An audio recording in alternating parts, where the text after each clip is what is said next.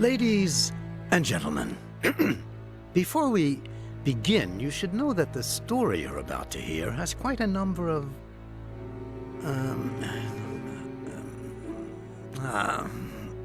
well, don't say I didn't warn you.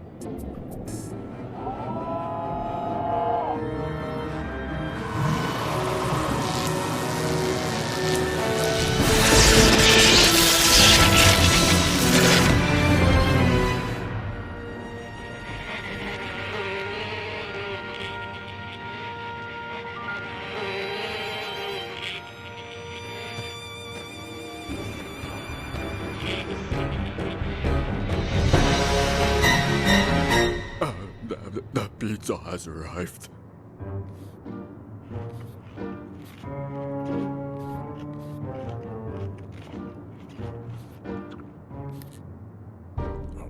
He's alive. And he's hungry. Needs tomato sauce.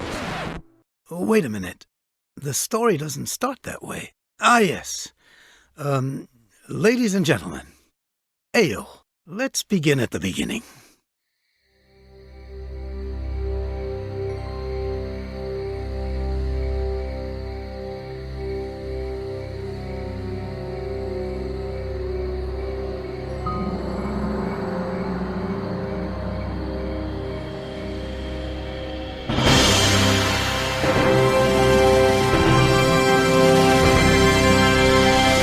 Gentlemen, welcome to the annual Horror Film Awards ceremony, in which the most outstanding monsters of the silver screen compete for the Golden Death Chickens.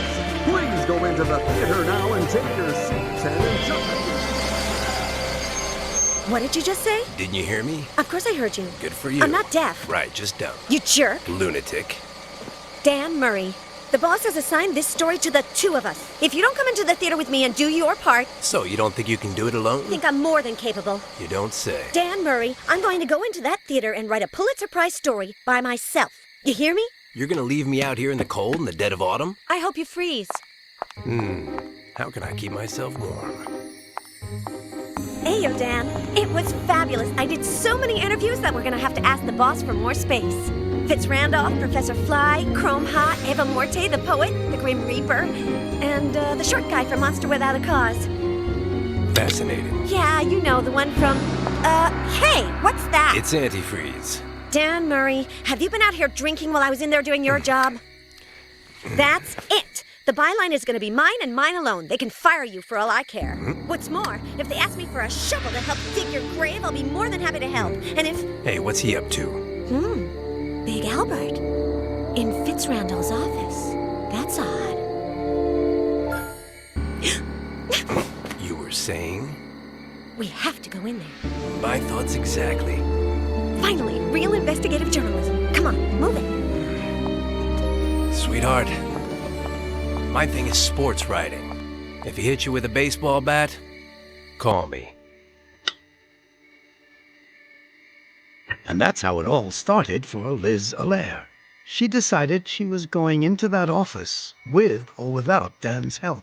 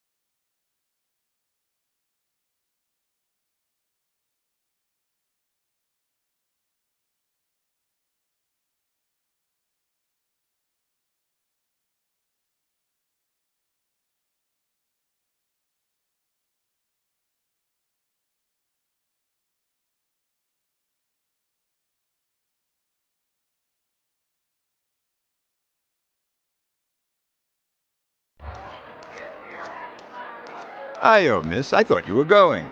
Mr. Fitzrandolph. Now, come and sit beside me, Miss Allaire. I never imagined you were such a party girl. Me? No. I'm still here because it's so pleasant here, don't you think? You don't need an excuse, miss. My friend Murray's intern is always welcome. Oh. Actually, I was referring to your unusual style of dancing. Oh, I see. Have I offended you? Yes. No. Maybe. It's just that... How is it that you're sitting here by yourself? I love parties, but when you get to be my age... Since I'm the host, I can't go to bed. But at least here it's quiet. I'm nobody's intern. Oh, pardon me. It's just that you're so young, and Murray is so, you know what I mean, so Murray. Why does everyone like Dan? I don't want to seem arrogant, but Murray is like me. We're both self-made men, and we both have kept our common touch. Dan is a sports writer. How do you know him? I'll only say one thing. The Los Angeles Freaks. I'm the owner. How nice. The baseball team, miss. I bought it years ago, and Murray comes to all the games. Dan's a jerk. You are very hard on him, and I think I know why. Do you find him attractive? But how dare you?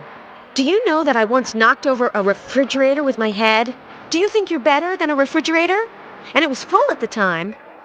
20, 12, 1, 4. It really is very pleasant here, isn't it? Dan's not worth talking about so much. What about my style of dancing? Well, you're not accustomed to dancing in public. I've never danced in public, but I look quite good in the mirror. Then don't let anyone tell you otherwise. If I hadn't believed in myself when I was young, I wouldn't be where I am today. Are you insinuating that I'm not a good dancer? No, although society may not be prepared to see a woman move so many parts of her body so rapidly and with so much independence with respect to the rhythm. Aha! I'm a feminist. Vegetable soup. I don't understand. Do you want some? What? Vegetable soup. What's in it? Disconcerting. Now, where were we? In our interview earlier, I forgot to ask you, do you get along with the stars of your super productions? Well, I try to be a good employer, but it's not always easy. Fame goes to their heads. They do strange things. How's business going? Support your answer. MKO is still the largest movie studio in the country and the world. We have made horror movies fashionable. And as long as that continues, nothing can touch us. Donations, foundations, charity events. Do you have any time left for yourself? I'm just doing my part for the less fortunate, miss. Without the little people below, The cream of society would sink to the bottom. How did you know I was going to say that? I didn't. Disconcerting. Horror movies have allowed monsters to gain acceptance in society. Are you proud of that? Not completely accepted, miss. It's true that we aren't persecuted anymore and that we finally have the same rights as everybody else, but unfortunately, there are still many minds to change. So many people judge other people by their appearance. Big Albert has... Yes? Yes, what? Big Albert, what about him? Is he feeling all right? Miss, if this keeps up, I will end up understanding why they call you Loony Liz. Thank you for your time. I'm gonna take a walk. Just one thing, miss. As you're probably already aware, I know some of the best doctors in the country, including psychiatrists. I have a cousin who's a veterinarian. I've observed that you sometimes say disconcerting things. Yes, I've done a lot of reading. Yes, of course. It's, take the vegetable soup, for example. Poor thing. Haven't you had dinner? Yes. No, I won't keep you any longer. Cons, I can't go into the hall that leads to Fitzrandolph's office while he's right there next to it. Pros, he gets along with Dan. This is the idea. Bad idea. Good. Bad. Jerk. lunatic. Dan Murray, are you telling me that you do not intend to go into the mansion or to get Fitz Randolph away from the hall? In a nutshell, Well, okay then. okay. Good. Good. But Liz Allaire was not a woman to give up easily, and she decided to convince Dan to get Fitz Randolph away from the hall. I'll get him to take Fitz Randolph away from the hall, by golly. Ayo, Dan, so how are you doing? Better than you, my dear.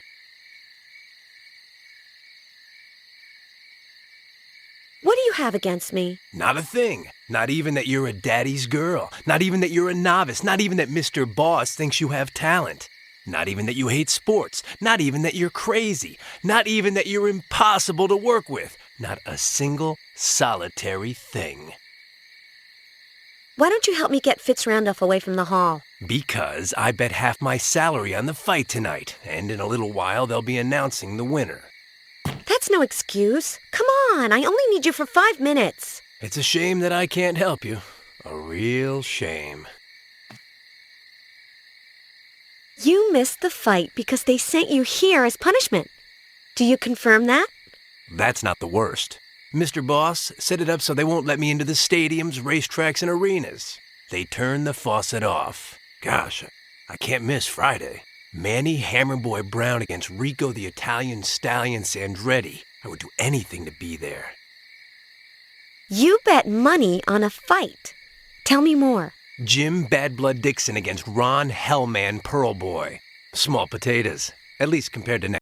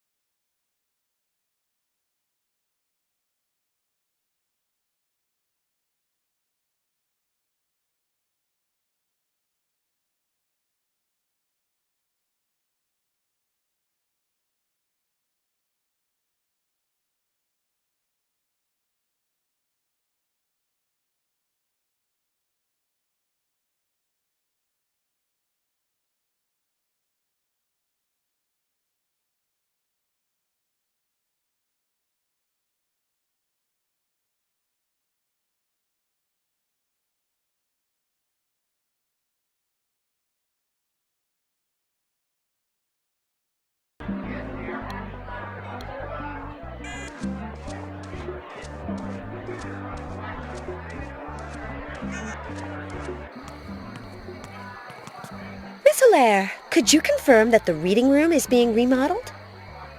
Confirmed. Thank you. You're welcome. My pleasure. It reminds me of Stacy, my first babysitter, but in armchair form.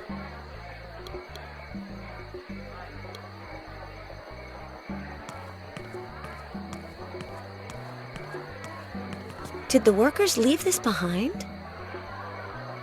If there was anything in the pockets, someone got here before me and took it.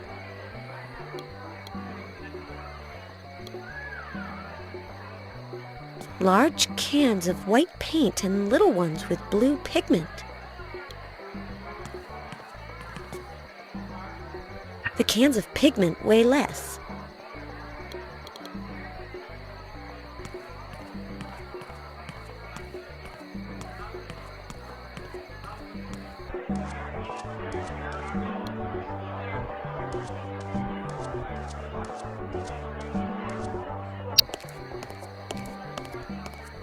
Heyo, Edgar. What are you doing at the window? Heyo, weren't you going? Oh, sometimes I'm going and sometimes I'm coming.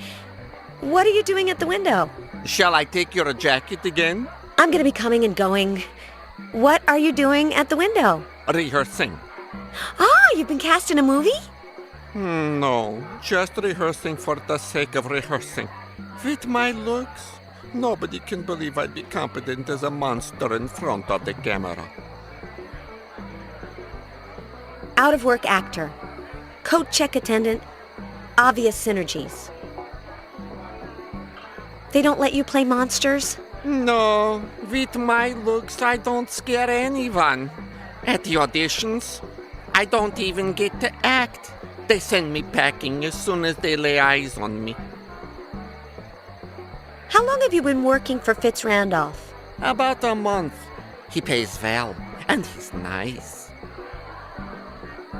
What type of work are you doing right now? A little of everything. Maintenance, basically. I do whatever needs doing. And Fitz Randolph can't give you a recommendation? No, that would compromise his integrity. He gives his producers and directors complete artistic freedom and never interferes in things like casting. Was your appearance this original when you were a boy? Yes, from day one. I was born in a beautiful and absolutely ordinary place, with your typical farm animals. Why did I turn out peculiar? Your guess is as good as mine. Whims of Mother Nature. Enough said. Let's move on. I like books. Who does the one on the table belong to? To me, for autographs. I've gotten them from all the celebrities at the party. Except for Hammer Boy Brown. 20, 12, 1, 4. I don't understand. Why did you say that? To help myself relax. It works every time. Go on, rehearse. I'll watch you. I'm on it. So now he's into rehearsing. Poor thing. It's Blue Harrelson, the star of Vulcan Flash in the Attack of the Killer Tomatoes, who disappeared without a... Wait a minute. Edgar! You are Vulcan Flash. I wish. Seriously, you could pass for him. Now you have a job. Blue, strange eyes, dressed like this. Impossible. I'm very grateful to you, but no. Maybe it was out of generosity or stubbornness, or just because she happened to feel like it. But Liz decided that very night she would convince Edgar of his future as Vulcan Flash. For that, her original mind came up with a mental image that she decided to call the Complete Alien Kit, which she would equip with everything required for this altruistic goal.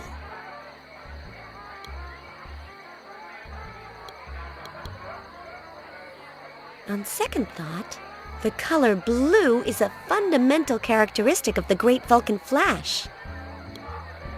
Agreed. He's not exactly the guy in the poster, but close enough.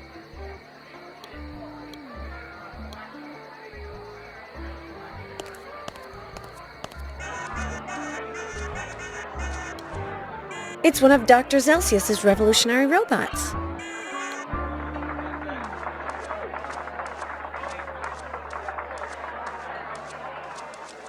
So, short stuff, you guarding the stairs? Restricted area. Only person authorized, William A. Fitz Randolph. Don't worry, I'm not trying to go up.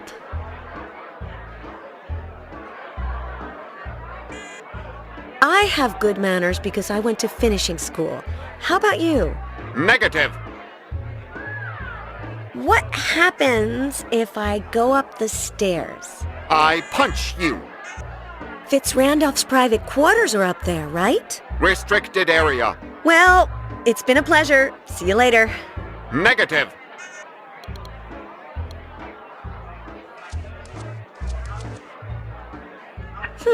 These could be Professor Flies. Yes!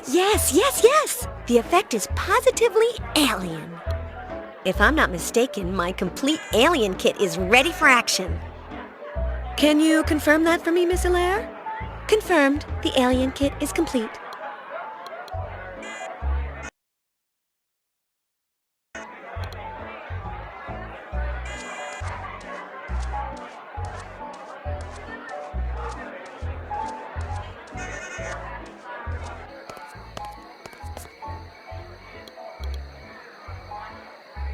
Finally, the moment has arrived for opening the refrigerator.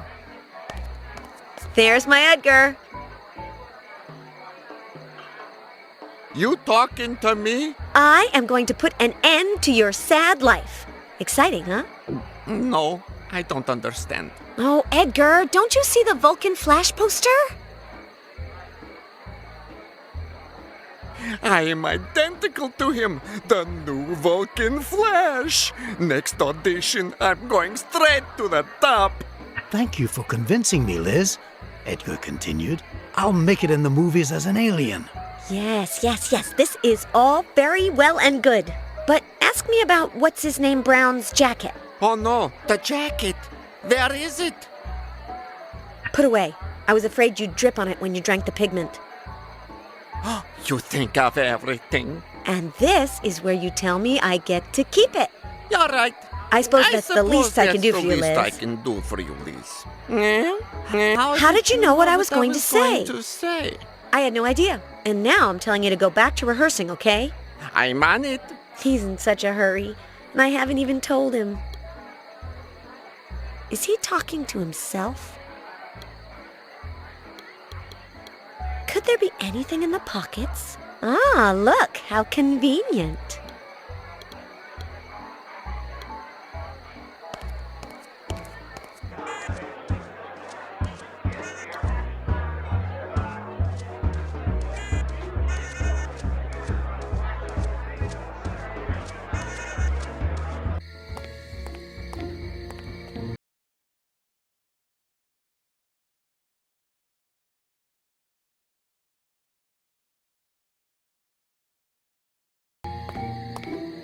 Dan, have you seen me eat paper?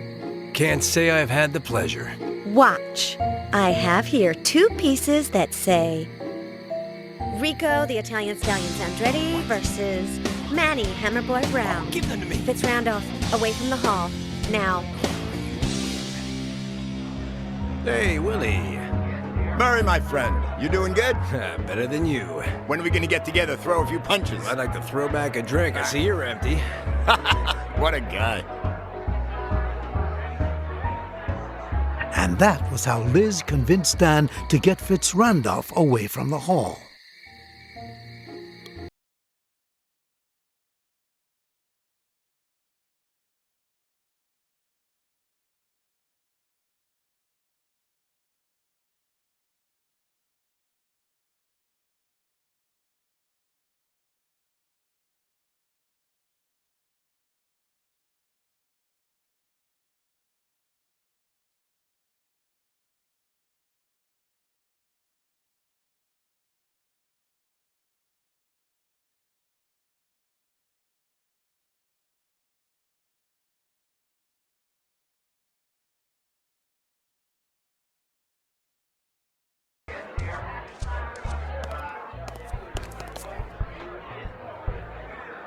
Hey, there's something on it. Hey, there's something on it. A crank handle. Now I can.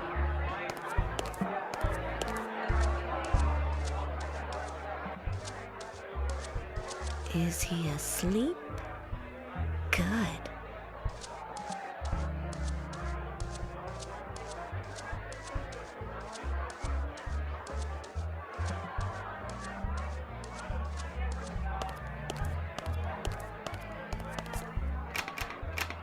Closed. Life is like a crocodile. Wait a minute. Aren't the offices of Fitz Randolph and his secretary connected?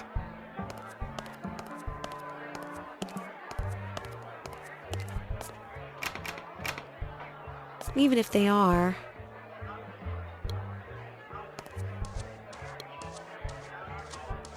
Sparky, the Vulcanian sheep.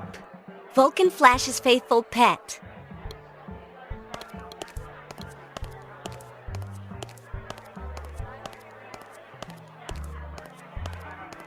It's a still photograph from the sinister caped light bulb, a huge hit for MKO.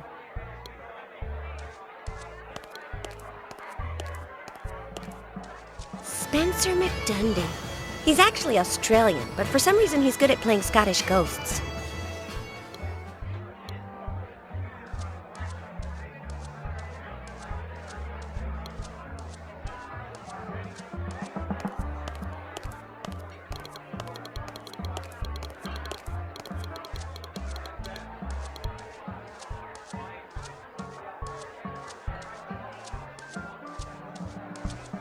Heyo, short stuff.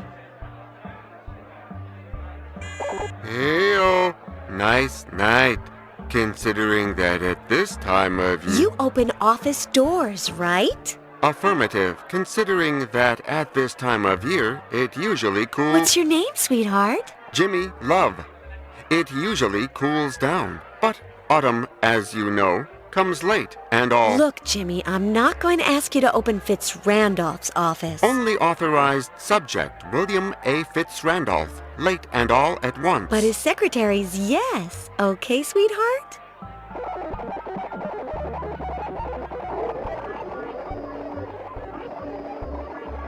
Only authorized subject, Beverly Torrance. Hair blonde, eyes blue, bust 50, waist 24, hips 36, negative identification. Access denied. Access denied? Liz said to herself. We'll just see about that. Aren't you the charmer? Integrated elevator conversation chip. We'll have to start dressing more warmly. Informational topic unit. Doors.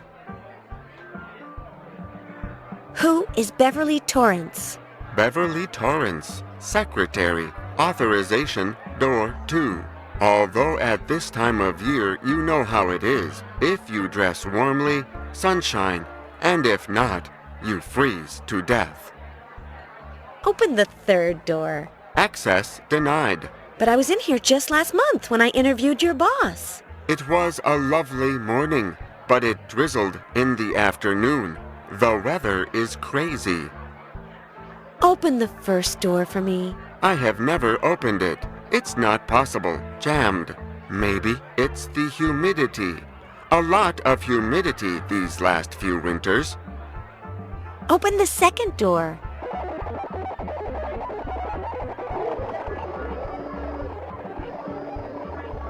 Only authorized subject, Beverly Torrance. Hair blonde, eyes blue, bust 50, waist 24, hips 36, negative identification. Informational topic unit closed.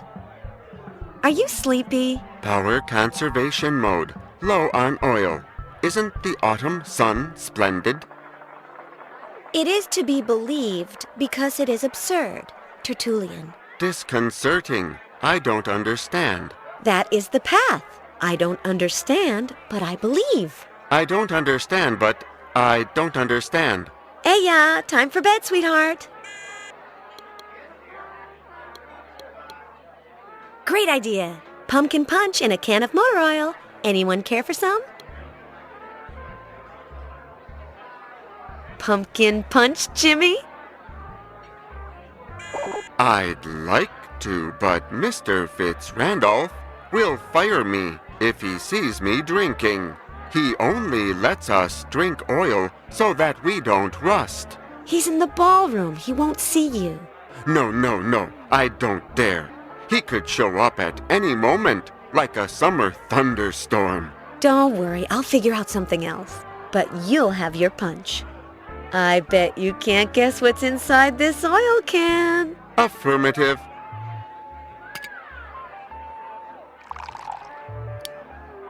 Suddenly, everything is like cloudy.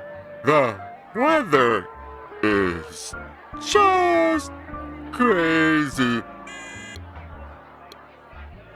Heyo, Jimmy. Nice night. Open the second door for me.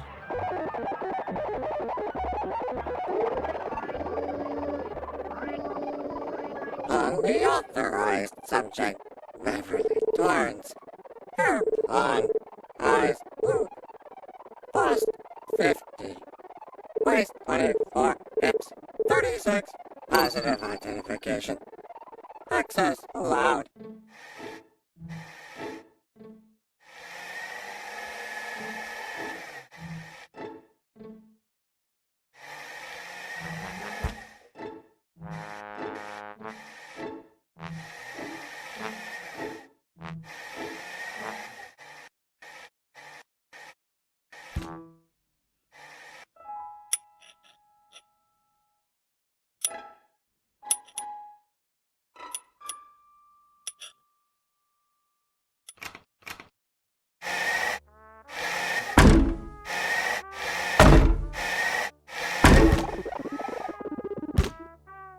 that was how, with the help of the pumpkin punch, Liz got Jimmy Love to open the door to the secretary's office. Thanks, sweetheart. Fitzrandolph Mansion, Halloween night. My exclusive interview with Big Albert. Hey, you, Albert. Liz Allaire of the Quill. Huh? 4 questions. 20. Can you tell me your motive for sneaking into the magnate Fitzrandolph's office? 12. What's that in your hand? 1. Are the rumors that say you're a kleptomaniac true, or did I just invent that to get under your skin a bit? 4. Are you listening? Now, give this to the immaterial man. Hurry. Poor Liz. For once, fortune seemed within reach, only to elude her. On the other hand, if she had managed to get into Fitzrandolph's office, she would only have solved the mystery surrounding Big Albert after reading that note.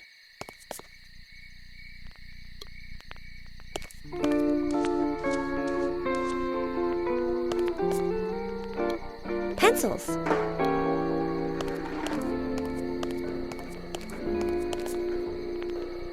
What luck! Not even chewed on. Fitzrandolph could have gotten this from one of his movies.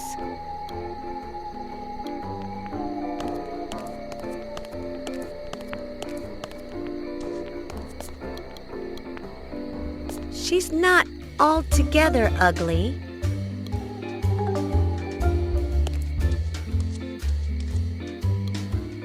Too many curves. It's Eva Morte, the Dark Lady.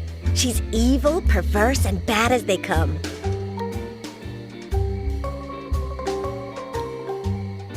It's strange that Fitzrandolph has such an obsolete model.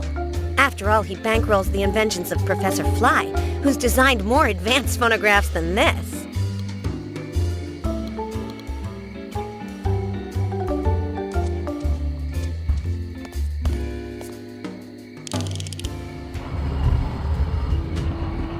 Wasn't this in the other office?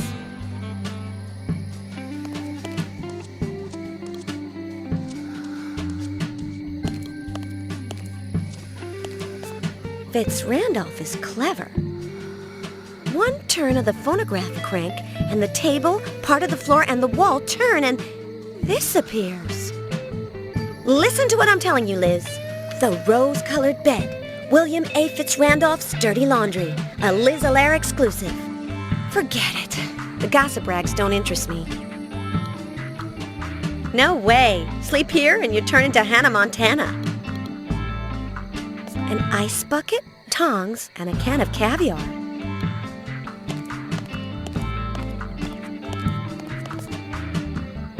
Expensive caviar. My sister, Anne-Marie, the smart one, uses it to make sandwiches.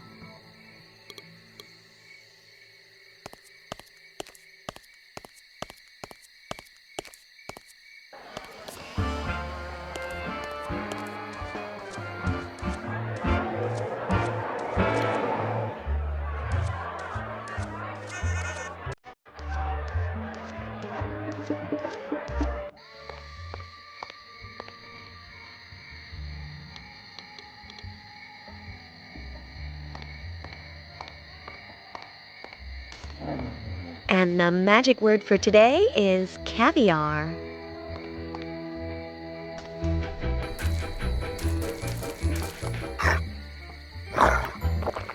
But the real magic would be if something was written on it.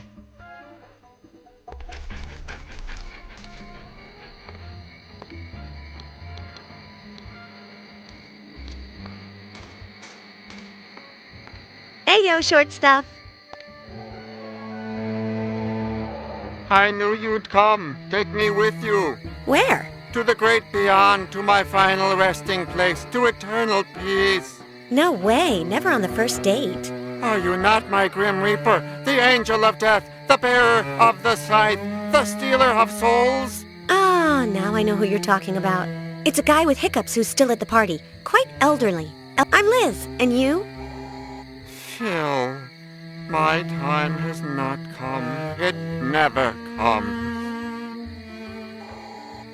You can't deny it. You have seen Big Albert. Why deny the obvious? Why try to avoid the unavoidable?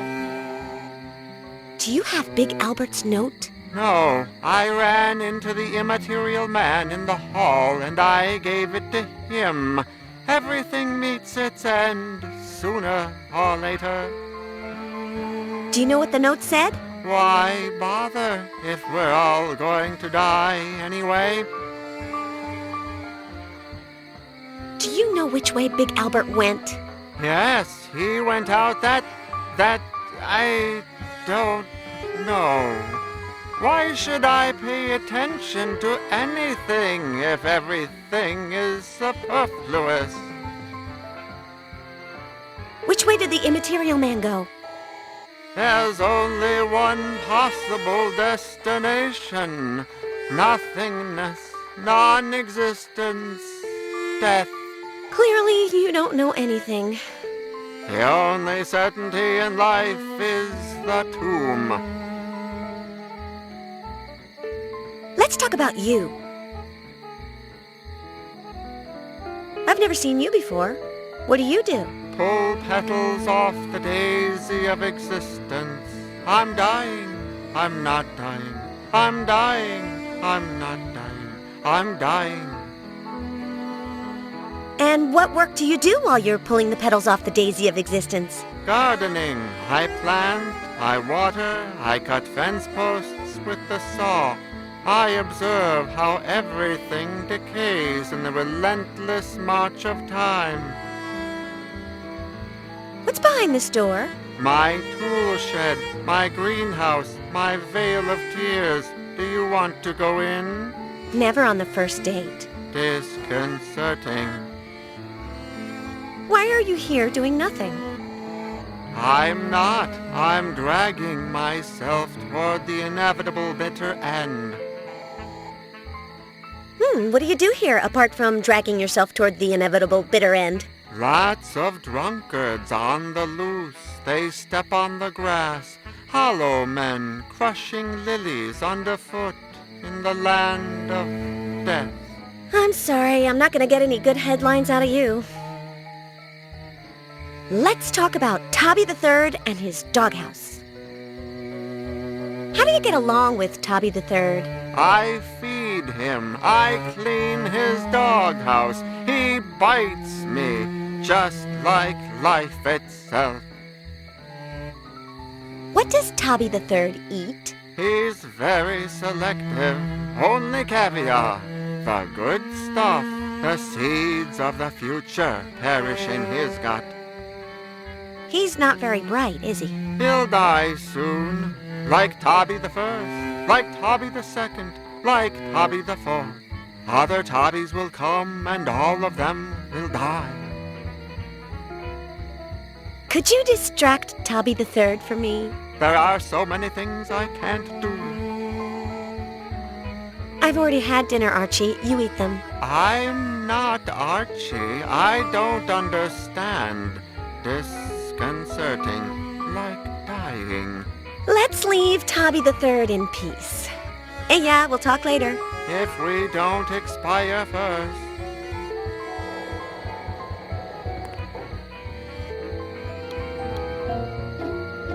Warehouse ASAP. When she finally found out what Big Albert's note said, Liz headed to Fitzrandolph's storeroom, located behind the mansion. To the warehouse, then. Hopefully Big Albert and Immaterial Man are still there. I'll turn on my tape recorder.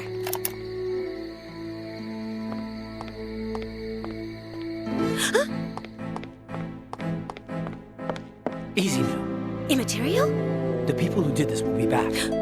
Help me. Count me in. What do I do? I'm your girl. The important part is safe and sound now.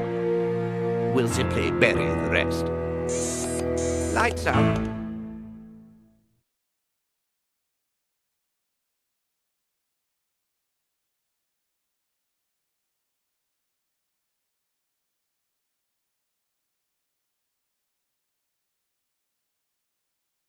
At noon the following day, Dan was awakened by a ringing telephone. It was his boss. Liz and Dan hadn't shown up at the paper that day, and he was, how can I put it, pretty angry. I won't tolerate another screw-up. You hear me, Mr. Murray? You know, you don't understand. story about last night's award ceremony doesn't make the Sunday edition. You and Miss O'Lear are going to be in hot water. Clear, Murray? Very, very hot water, he screamed down the phone. Reluctantly, Dan went back to Fitzrandolph's mansion. Edgar told him that Liz had been seen going into the storeroom, where she evidently was no longer. Finding out what had happened to his beloved colleague was not going to be that easy. Beloved? My foot. Los Angeles Stadium, Friday night. Manny Brown, Rico Sandretti. That's what counts.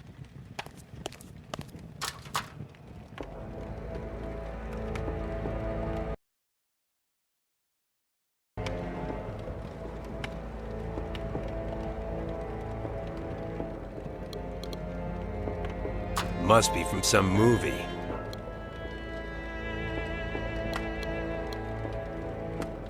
Doesn't this belong to that lunatic? Not that I pay attention to what she wears. Let's hope I don't find more of her clothes lying around here. But what's it to me? That makes it downright cozy in here. Why, I've carried bundles like those, and even bigger ones. But step by step, I've managed to get to where I am today.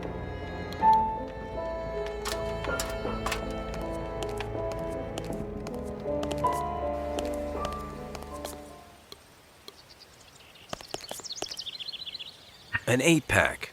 Half my salary, they belong to Octopus Herring. MKO Pansies. Huh. It seems like Willie has some enemies.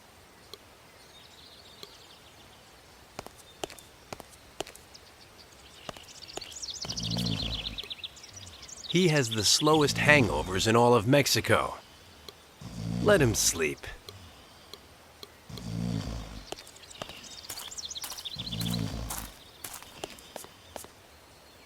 He never plays it in public. Charangote? This is a kit for making margaritas. But the salt shaker shaped like a cactus is kind of funny.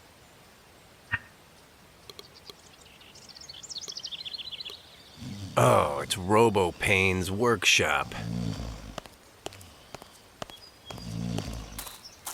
What's this? One of the Chupacabra's claws. And I thought they were natural.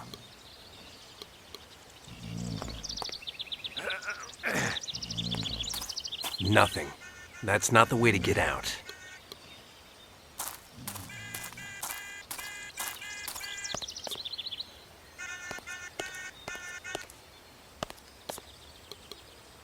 My pal.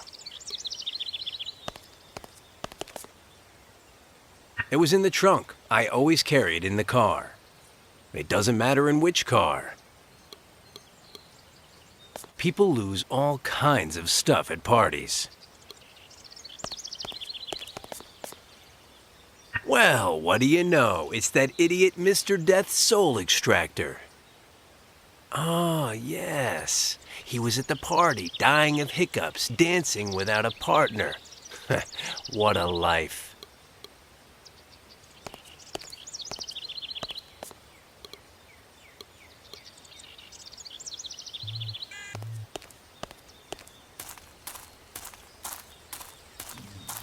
Why not?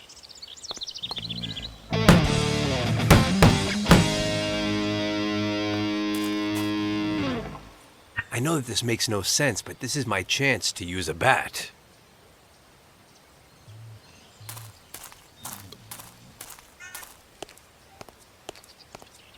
They're in there cleaning up after the party, or something like that, and the robots aren't letting anyone in. Plus, Willie might be in there, and he'd invite me to stay for lunch or something, and that would bog me down.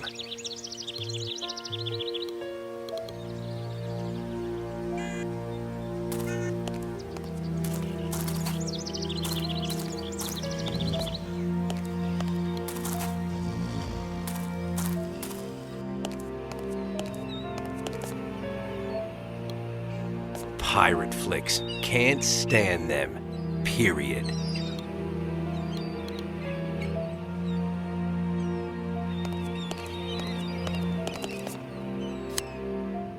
I don't know what I wanted for, but when you come from a neighborhood like mine, that's never the right question to ask.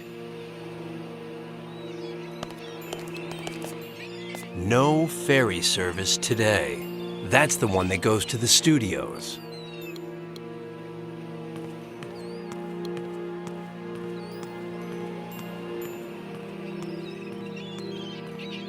Closed. Hey! You in there! Ayo! And who wants to get in?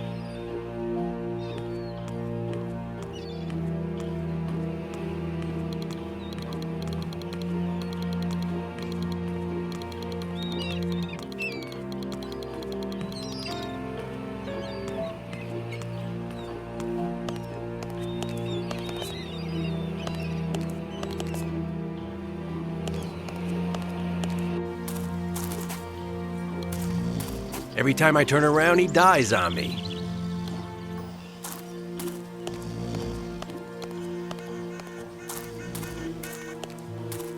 Heyo, Tabby! Attaboy, attaboy. No, I didn't bring you any caviar today, you glutton. Aya, go lay down. I haven't seen him since he was Tabby the Second. Could he have a genetic memory? Heyo, Tabby! Heyo, buddy. I've got a job for you.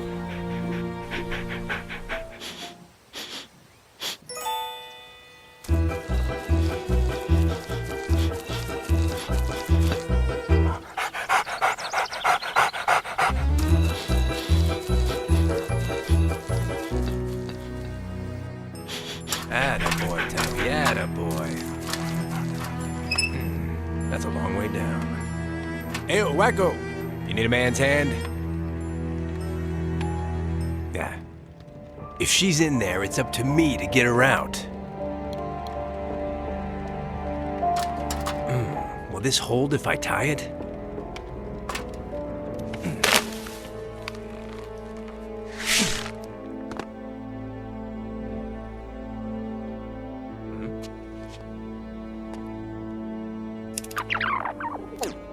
Count me in. What do I do? I'm your girl. Help me hide Big Al inside. In the sarcophagus? Yes. It'll save us time. Now let's get out of here, or... If you try it, you can consider yourselves toast. Your two-bit invisibility tricks won't work with me, Material Man. You and the lovely Miss Alaire shall be escorted to your new quarters by my assistant. I can escort myself. Chloroform. I know who you are. Do you think you're better than a refer... Sure. Hey.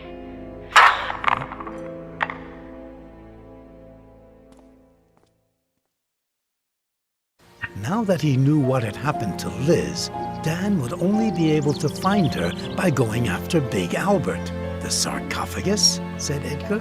They took it to the Temple of Eternal Illusion. Now we're really in trouble, replied Dan. The Temple of Eternal Illusion. Headquarters of the famous sorceress known as High Priestess Chrome-Ha. It was completely impenetrable. Whoever entered was observed and analyzed by a scanner, which detected any sign of cerebral activity, and once inside, it was filled with deadly traps out of which no one had ever escaped.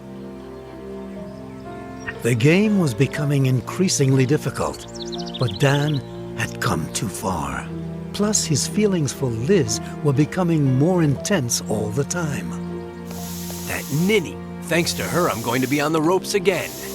If she's lost those tickets... His first name is Elmer, Edward, Ethan, Kaidanovsky. Ayo, Kaidanovsky. Back, you bloody earthling, or I'll vaporize you with my hypergalactic laser. Are you stupid or what? What a guy. But don't call me by my last name. I'm Edgar to my friends. Fascinating. Anyway, have you found out anything about our mutual friend? Mutual? You're mistaken there. But tell me, Why are you dressed like an idiot? I'm the new Vulcan Flash. Good for you. And who is this idiot? Don't pretend. Everyone knows who Vulcan Flash is. I am not everyone. Well, except for an Amundsen. There, he is called Vidigues Jimenez. They censored the original name because if you substitute an H for the V, a J for the U, an O for the F, an M for the C, and you say it backwards, you get a really bad word. So, who convinced you to dress like an idiot? You'll never guess. Our friend Liz. I love the graffiti. Well, Mr. Fitz-Randolph doesn't. That's why my job is to clean it off. Is Willie around? He was at the mansion, but he asked them to get the Zeppelin ready. Maybe he's already there. MKO Pansies, what's that about? A new direction for MKO. Fitz-Randolph wants to get out of the horror business and dedicate himself to family films. Family films don't interest me, but go on. Just that. Romantic comedies, children's films, even musicals. I'm still not interested in family films. Go on. The problem is that not all of the monster actors are in favor of the change, and they're trying to boycott it. In part, I understand them. You build a career scaring people, and then they make you play the Cookie Monster. Half my salary says the graffiti is Octopus Herring's work. For sure. Do you know that in Amundsen, it's forbidden to put octopi in your socks, punishable by spanking? Fascinating. This is starting to bore me. Let's move on. So, they've taken the sarcophagus away. Where did they take the sarcophagus? To the Temple of Eternal Illusion. And what's this about the temple being impenetrable? It is. No one's ever gotten in, except for Kromha's performances on Tuesdays. The best part is that the people in the audience don't even know how they got in. They're outside waiting in line, and then suddenly, bam! They're inside, comfortably ensconced in their assigned seats. What day is it today? Saturday. Oh. What is the temple in reality? A temple. Oh, you're really asking for it. What a guy. It's a pyramid that Kromha had brought from Egypt block by block. Enough about the temple for the moment. Eya Ellis. Yeah, Dan. Tabby must have dropped this. These pets expire so quickly nowadays. Poor Tabby. Every winter, the same story.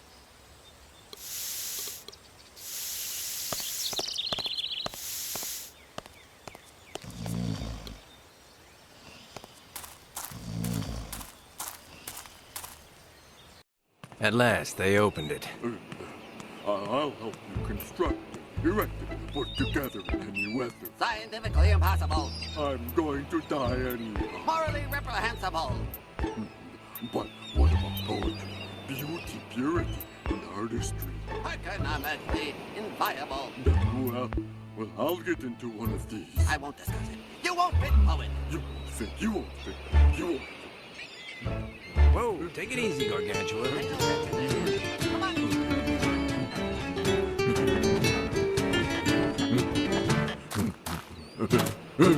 Hey-o, Dan Murray.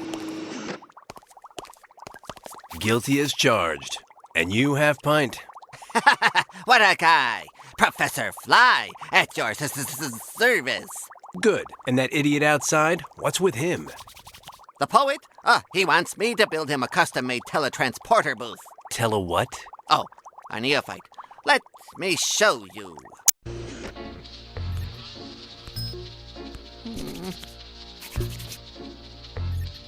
Two booths. The foolhardy volunteer gets into one of them. Yes. And instantly appears in the other. Does the duck get frequent flyer miles? Interesting. Dan understood the great potential in that magnificent invention for furthering his plans, and he made it known to Professor Fly. Not bad. Have you got a volunteer half-pint, apart from the rubber ducky? Oh, I wish. The poet wanted to, but I won't even discuss it. Well, now you have one. Let's get on with it. Oh, that would be morally reprehensible. The teletransporter is still in the Zeta stage. It's randomly lethal, lethally random, especially for the liver. It is for that reason that I only accept volunteers that meet 3 requirements. 1, said Fly, they have to be completely expendable to society. 2, their life expectancy must be less than 1 year, 2 months, 9 days, and 37 minutes. 3, they must pass my psychological test for the purpose of accrediting psychic devastation to the utmost degree. What do I have to do for you to consider me socially expendable? I won't discuss it. You work at the Quill. You're a sports journalism genius. What do you have to say about the poet? Is he stupid or just pretending to be? Well, the poet of pain is peculiar. Peculiar? Yes, peculiar. Peculiar in what way? In a peculiar way. I get it. Very peculiar? Between somewhat and very peculiar. Peculiar, period? What they call peculiar. Like this peculiar attempt at a conversation. It is a somewhat peculiar conversation, yes. Is this peculiar conversation getting us anywhere? No, but if you keep insisting, I'm going to start thinking that you're peculiar. Peculiar? Me? Peculiar. You. Me? Peculiar? You. Peculiar. Well, the poet of... Why can't he be your volunteer? Unfortunately, that's scientifically impossible, since my teletransporter booth won't accommodate him. Economically inviable, the cost of building a booth his size would be astronomical. And morally reprehensible, as we are talking about one of the greatest literary figures of our time. That's his name? Poet? The poet of pain. He's already published 3 volumes of poetry, all with the same theme. Unfortunately, he's beginning to repeat himself. Has he always gone in for verse? He used to be a stunt double in the movies. He has a very high tolerance to pain, so he would do anything. He used to specialize in the most physically punishing stunts. The best part is that afterwards, he would tell his colleagues all about the pain he'd experienced. He did it so poetically that someone said to him, "You have got to write this down, man." Why does he want to be your volunteer? My teletransporter booths are in the Zeta stage. They're very dangerous for the volunteer, and the poet sees an enticingly new form of pain in it, and... enticingly new. Poets. Enough nonsense. Back up to the ceiling, half pint. What a guy. Almost as orderly as my desk at the Quill. Nice contraption. You shouldn't leave these things all over the floor.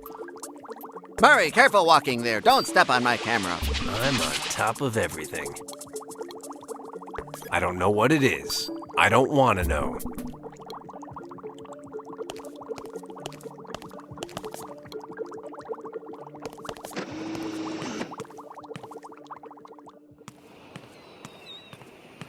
Listen up. I'm going to be the volunteer for... What?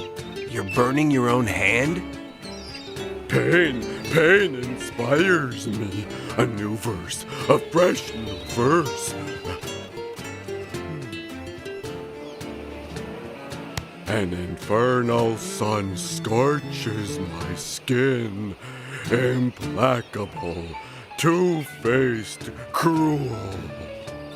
Want me to break your face? It's no trouble. No, very trite. It doesn't inspire me. New pains for new verses. Give me novelty. Good. You stay right here. You're going to go nuts over this.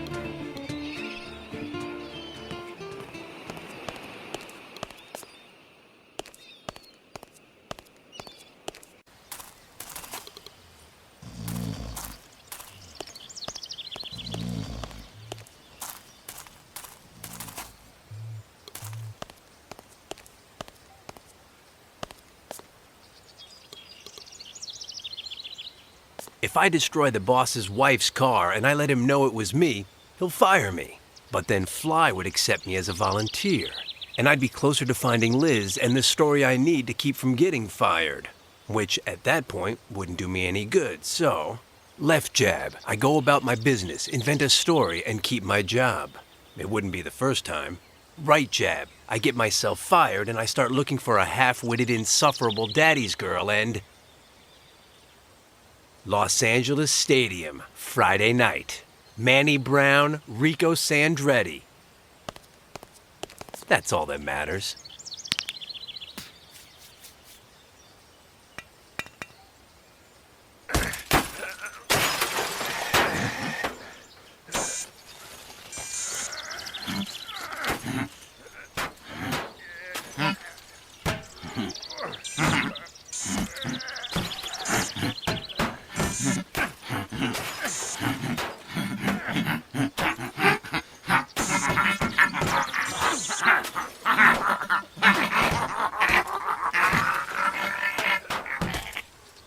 Maybe.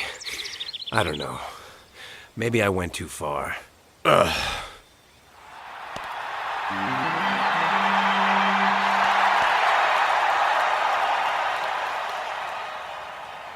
Do I look like a photographer of... Wait a minute. Hey, buddy!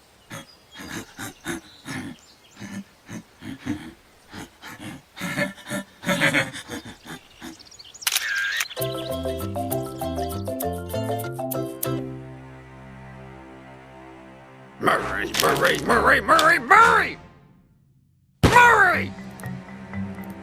You got a form for execution by firing squad? Oh, well, I don't know, but I'll check. Bring me a termination letter!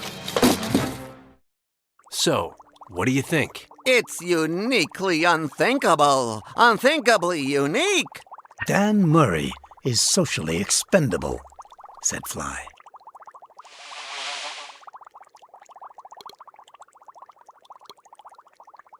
A little screen.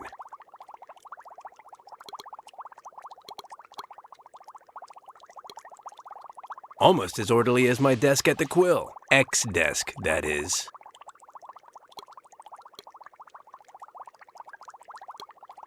Huh. I don't even know what it is.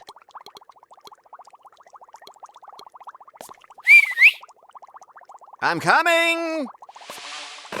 Everything okay?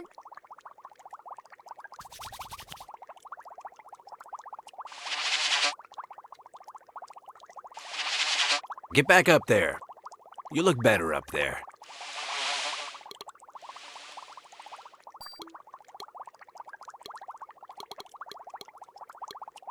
a little screen.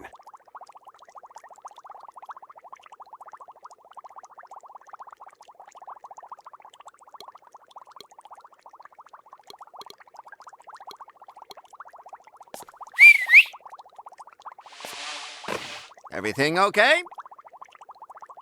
My life expectancy is almost nil. Are you sure? That's experimentally demonstrably experimental. Do you see that machine in the corner? Better than you. I don't have bug eyes. What a guy. But it's true. I can't see all that well because I lost my glasses yesterday. So the machine is called a life-o-meter.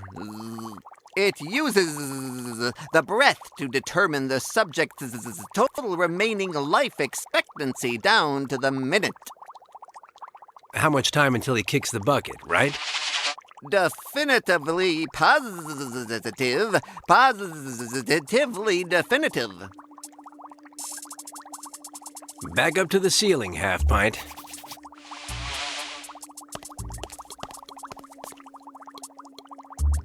Let's see, how many decades do I have left?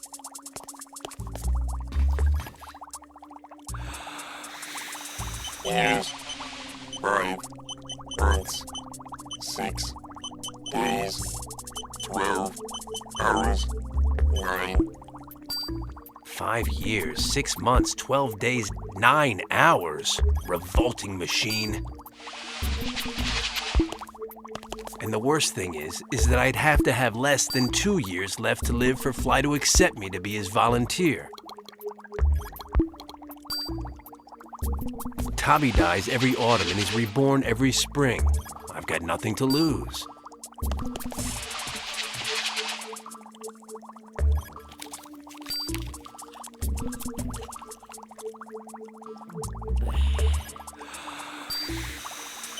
Years, 0 months, 0 days, 19 hours, 3. I know, pretty impressive, huh? 19 days left to live. Poor guy. That's what I call a minimum life expectancy, said Fly. Calm down. As long as I make it to the fight on Friday, everything's fine. What a guy.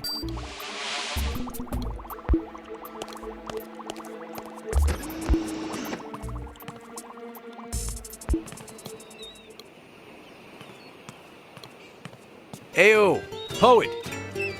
Poet, poet, poet. My words are enough to cause you pain. Words too hurt, hurt, hurt. Interesting concept. You're peculiar. That's what they say,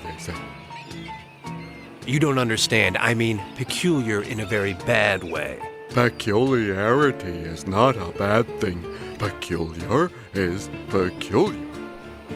Yeah, but I'm saying it in a slightly peculiar way. Peculiar?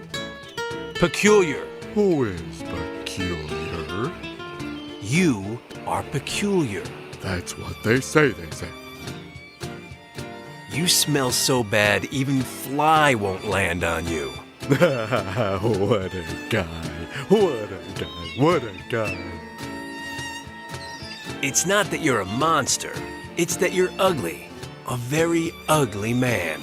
Ugly as sin. A mortal sin. In all caps. UGLY. Ugly. Not ugly as in on the ugly side, but as in, Mamma mia, what a horrifyingly ugly individual. What a guy. What a guy. What a guy. Forget it. It's not worth insulting you, you mental midget. Are you sure you don't want to be Fly's volunteer? Absolutely. Absolutely. Recite one of these verses of yours that are so painful. One? Which? The one inspired by the burning yourself with the magnifying glass. An infernal sun scorches my skin. Implacable, two-faced, cruel. Something from one of your earlier books. I don't repeat myself. I repeat. One that you think up here and now. I have no inspiration. Give me novelty. I've changed my mind. Keep your poetry. Ea. Ea.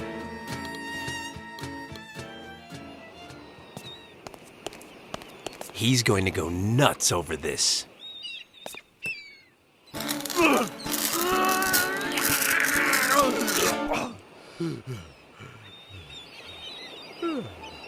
So, a new verse? I'm inspired. It's coming to me. It's on the tip of my tongue. Well, share it.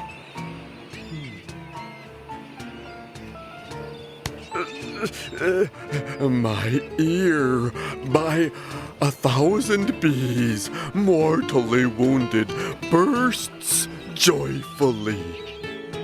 What a verse, my friend. What a verse. Thank you, friend. Thank you, friend.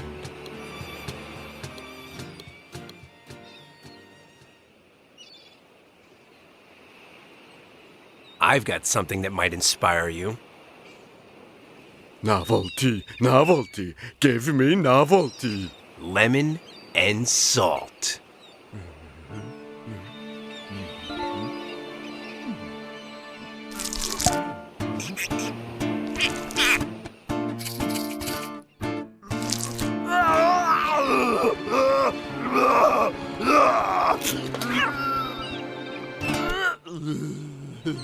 So, a new verse? I'm inspired. It's coming to me. It's on the tip of my tongue. Well, share it.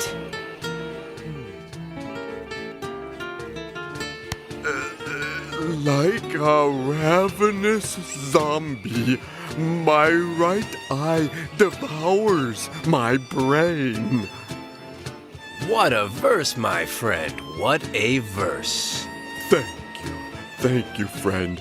Thank you, friend. I've got something that might inspire you. Novelty. Give me novelty. Come on, extract your soul. See if that hurts.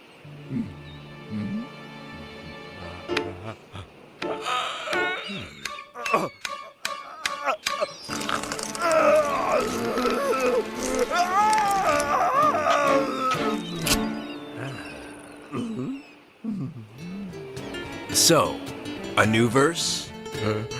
I'm inspired. It's coming to me. It's on the tip of my tongue. Well, share it.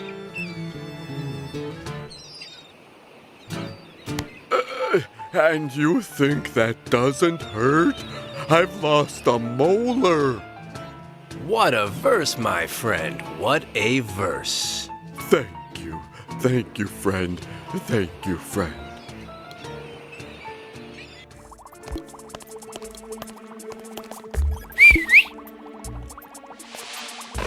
Everything okay? Let's get to the psychic devastation test. What do you want to bet I beat the record? Let's get to work. They're just 4 little ink blots. What do you see there?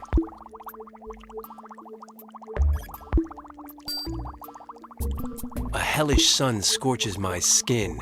Implacable, two-faced, cruel. Great answer. Come on, you've only got 3 left. What do you see there?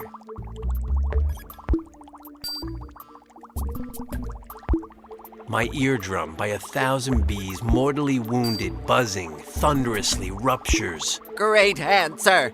You still have 2 left. What do you see there? A ravenous zombie, my right eye devouring my brain. Great answer.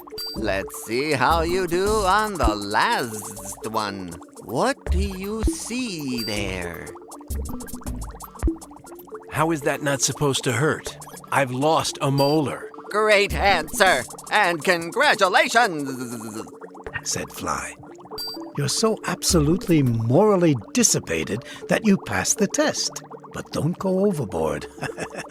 I could still fail you. So then, I've got everything right? You've passed the test. Society considers you expendable. In no time at all, you'll be kicking the bucket. Dan Murray, you're the perfect volunteer. Good. Let's get to it, replied Dan. Well, here we go.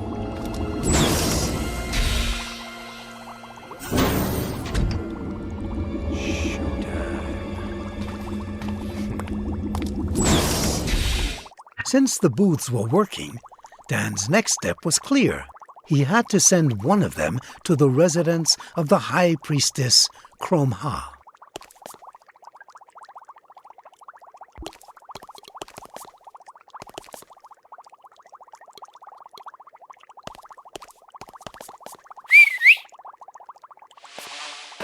Everything okay?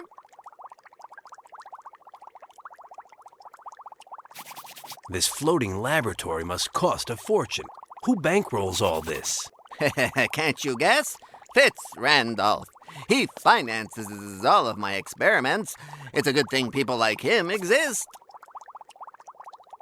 Teletransporting yourself 5 meters is for amateurs. That's probably true and truly probable. What do you suggest? I can't leave a booth just lying around. The storeroom at the mansion. I have access to it. It'll be safe.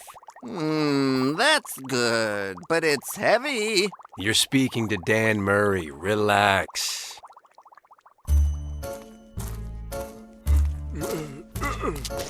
I'll distract the dynamic Uno. You get in, leave the booth, and get out of there. You got it? Assimilated and comprehended. What are you waiting for? Impossible, Dan. I cannot remove the tattoo on the chupacabras. Well, and this one, it's smaller. No, not small, not large, not... Showtime.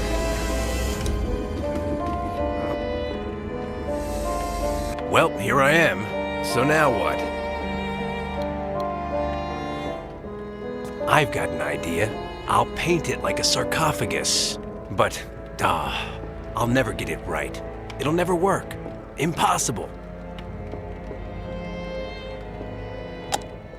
Well, what do you know?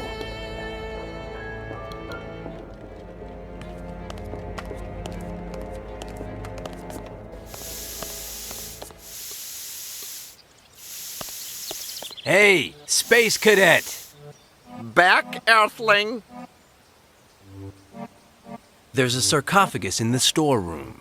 No way. I already told you that they took it away before, Earthling. And I say that with those glasses, you can't see a thing. Seriously? Seriously, not one thing. No. Now, about the sarcophagus. Seriously, you're already calling. Let them come pick it up. Take it easy, be careful. And don't you dare scratch my balls there. Good. Eleonoro says it will take some time to get the booth to the temple. I'll take advantage of the time and get ready for the next big round.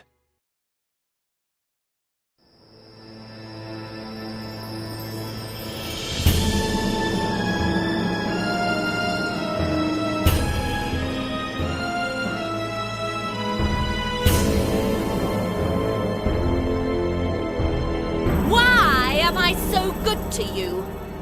Let's see if it's all clear, vermin. I get in the sarcophagus. You close the door. With my foot, I activate the hidden false bottom. You open the door. The audience is stunned. I'm gone. It's completely empty. Understood? Mistress, where do you want the large sarcophagus? What sarcophagus? But looking like that? Hey, I'm gonna be there in 3 seconds. Give me an Egyptian head honcho's name. Amenophis 3. the third. Yep, it's me. Draw and quarter him! I am the Supreme Head Honcho of Menephes III, Lord of Egypt, quarterback of the Nile, MVP of the... Be still! Menephes the third? The third in the flesh. I don't know if I remember. Why have you come? I'm lost. Ever since I lost the dame that gave my life meaning. Speak. Which woman is that? I'm looking for the High Priestess Kromha, the woman with the best front end I've ever seen. You're looking at her. Baby, I'm your midnight camel driver. Your brashness tempts me. Your tongue is altogether too loose, Menephes. But you're lucky that I'm so good. Come with me. Finally, Dan had done it. He had teletransported himself to the Temple of Eternal Illusion. And if nothing went wrong, he'd live to tell the tale. But unfortunately, the future wasn't looking very bright for everyone involved.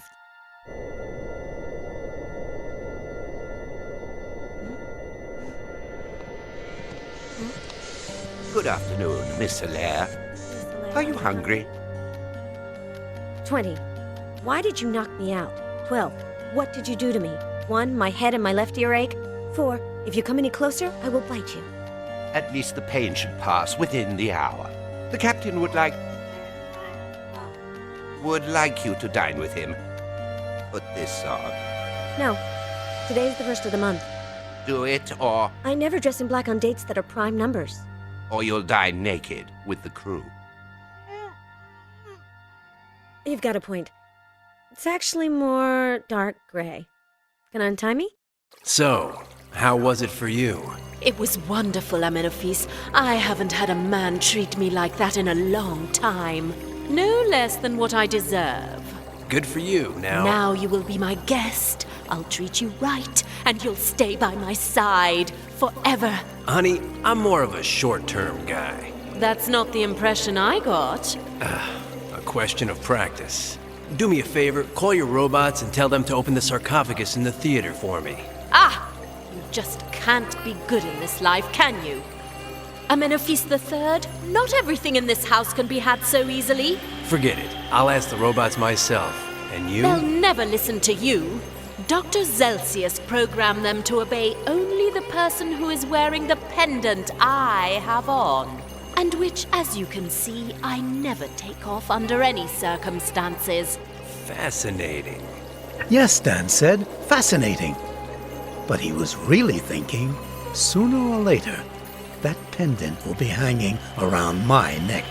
Because things being what they are, I'm going to need it to teletransport Big Albert to Fly's laboratory. You're mine, Menephes. Take care of my desires and you'll never want for anything. Otherwise, just ask the Oracle of the Shadows.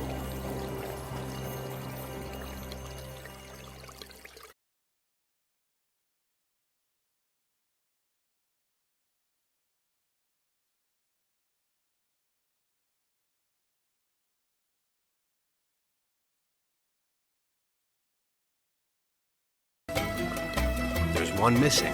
What a shame.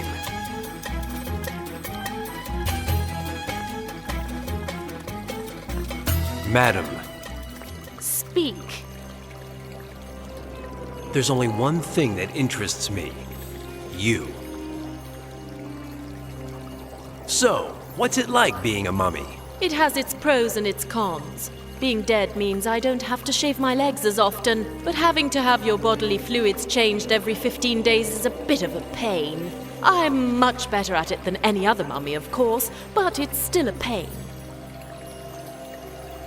How did you get into illusionism with all the money you have? I'm better at it than anyone else, and I like it. And maintaining a body like mine isn't exactly cheap. I could go on talking about you forever, but... So where is this Oracle of the Shadows? Go out that door and over to the other side of the room till you reach the double doors. You'll recognize him without a doubt. Come on, let me have the pendant. Never, Menephes. I will give you many things, but never that. Command me to kiss you, darling. What a guy.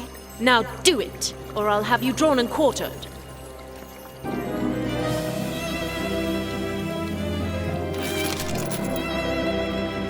Advice from an expert.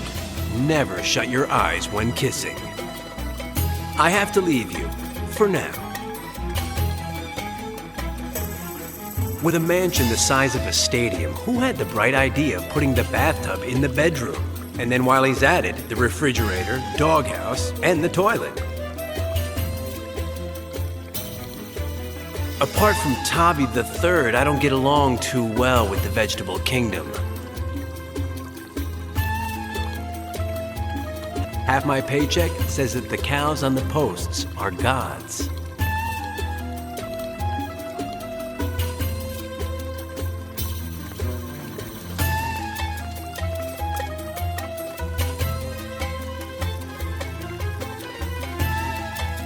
I hate beetles. The thing is, I only see males. It makes sense, or there'd be a massacre.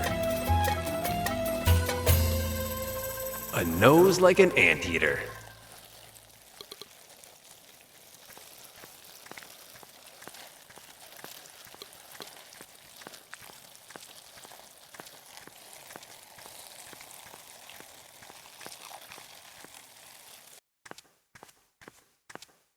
Half my paycheck says he's the Oracle. You there, Mr. Timid. Are you the... I am the Oracle of the Shadows. Good to see you. I am the Supreme Head Honcho. What a guy! You're Daniel Murray, chronicler of sports contests, author of bedroom contests. You're trying to get Cromha's pendant using cunning ruses, but she'll never surrender it to you. Your only chance is to send her back to the land of the dead, which she should never have left. I get it. And how do I do that? You shall read the Book of the Dead. Fascinating. Is it very long? Very dangerous, even for a scribe like you. If you misread the hieroglyphics, you could bring about the opposite and bring hell to the land of the living. Cataclysmic, catacombic. I will test your mettle, scribe. You shall bring me 8 hieroglyphics, not 7 or 9, but 8, said the oracle. With these, I shall give you a syntax test, and if you pass, I shall take you to the Book of the Dead. Seems like Cromha has some escape artist numbers.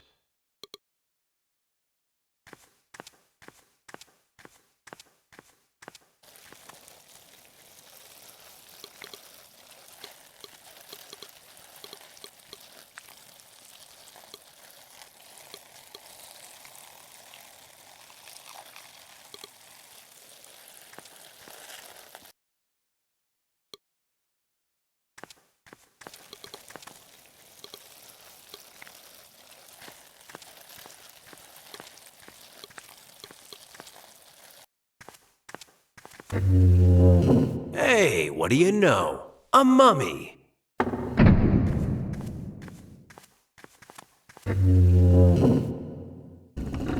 I'd swear that...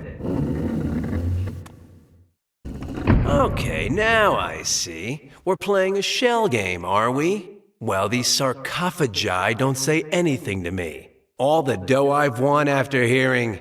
Murray, old chap, 10 cents says you can't guess which one of the 3 bowls holds the marble. Dan, a natural gambler, couldn't resist the temptation. So he decided to decipher the tricks behind the mystery of the 7 sarcophagi and the mobile mummy.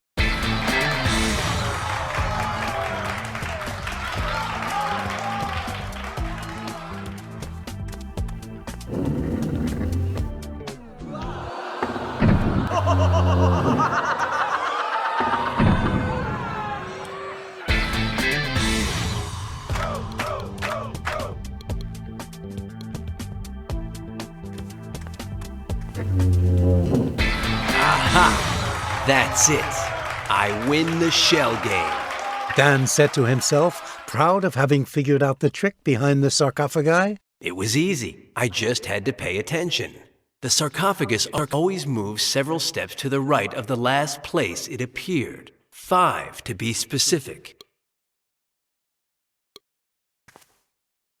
What does a mummy that kicked the bucket millennia ago want with a dagger? No reason.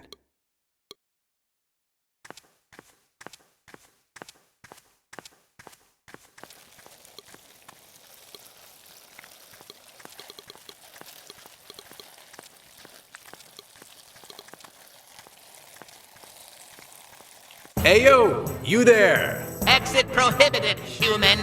You have no authorization to leave the temple. I wasn't planning on leaving. Do you know why? Because I don't want to. Because the staff I'm holding is ancient. It was made at the beginning of the Narmer dynasty. Fascinating. Over 5,000 years ago. Good for you. The older a staff is, the more powerful it is. I'm happy for you. So you won't be able to get by me, no matter how hard you try. A piece of advice. Get a life. What a guy.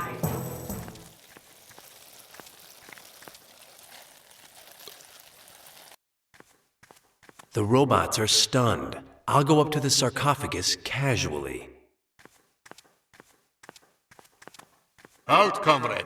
Anything wrong? Not as far as I'm concerned, comrade. Absolutely nothing. Just following orders. In English. Chrome Haas orders were extremely clear.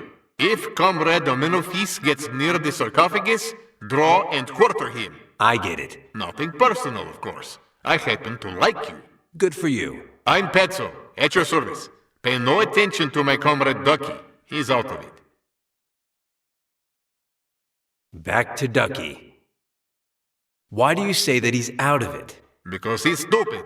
And I mean stupid, stupid, stupid. Is he good for anything? Don't insult him, comrade. We are all part of the proletariat. There are parrots on skates, poodles that dance, and then there's Ducky, who does magic tricks, thinks, and sings. Tell Ducky to do a trick for me. You fool! Do some magic!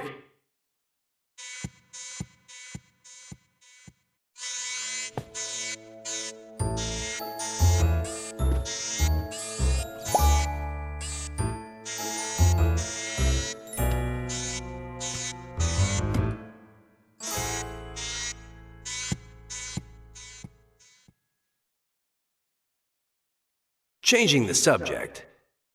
Heya, comrade.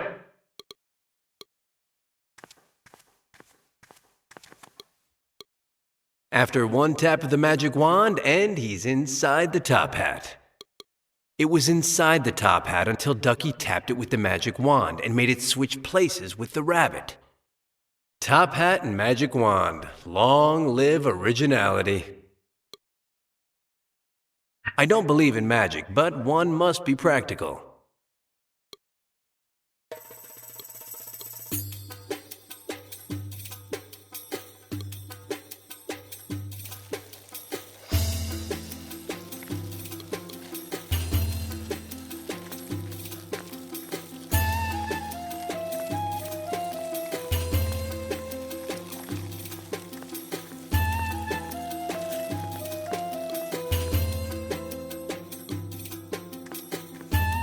Where's the trick? Incredible, but true. This is a royal stupid... Out of the frying pan and into the fire.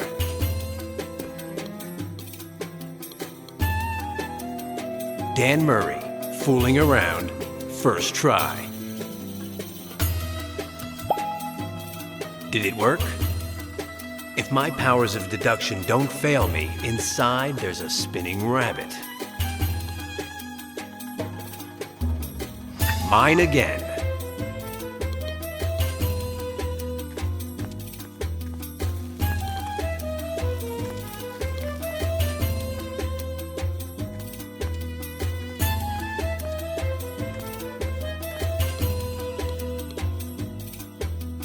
I'm not going to ask by what absurd logic it's here. I don't want to get dizzy.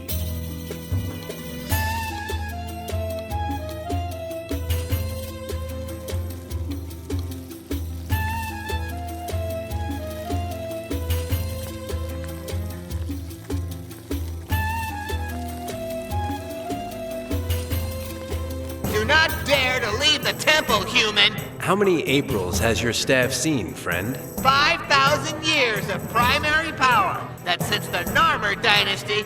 I see your 5,000 and raise you $1,000. What's it going to be? Huh? I have a 6,000-year-old bat. It's positively dripping with power. How do I know you're not lying, human? When you'll see it, you'll flip. Something that beat up just has to be old. Look. Do you believe me now? Stand back, human. I possess a 6,000-year-old bat whose power is so lethal that... A little single-minded, aren't you? Impressive.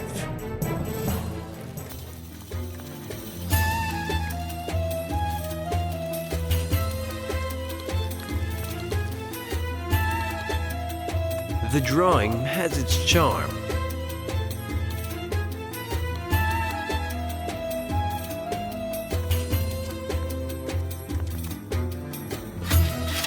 I've always been good at these things. As a boy, my room was full of street signs.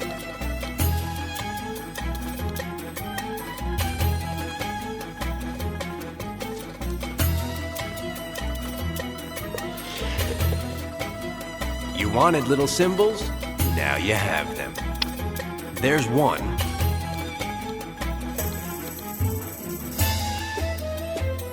You wanted little symbols? Now you have them. There go two. Not two, but one. The duck is a hieroglyphic, but the one on the other side is a drawing. Sorry.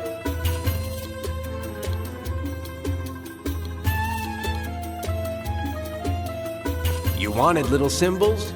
Now you have them. 4 at one time. That's me. You wanted little symbols? Now you have them. There's one. You wanted little symbols? Now you have them. There's one.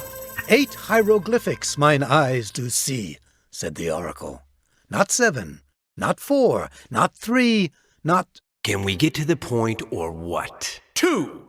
Now, at last, you will have to confront the 5 questions of Egyptian syntax. Not 1, not 9, not... Why are you looking at me like that, scribe? Let's get to work. Go ahead, then. First question. Identify the main verb in the following sentence.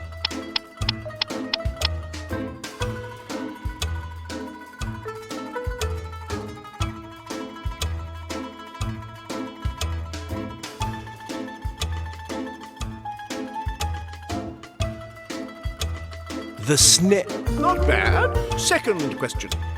What is the direct object of the following phrase?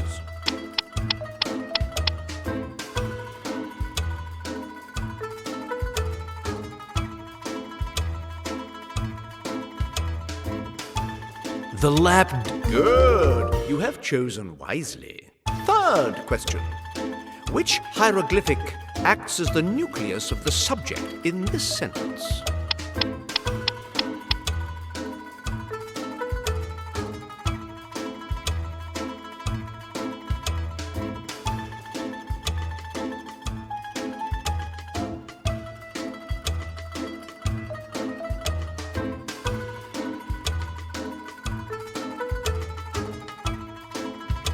The bat. Good. Not poor, not excellent, not satisfactory, not bad, neither here nor there, but good. Fourth and second to last in question, one of the following hieroglyphics cannot be conjugated in the passive voice. Which is it?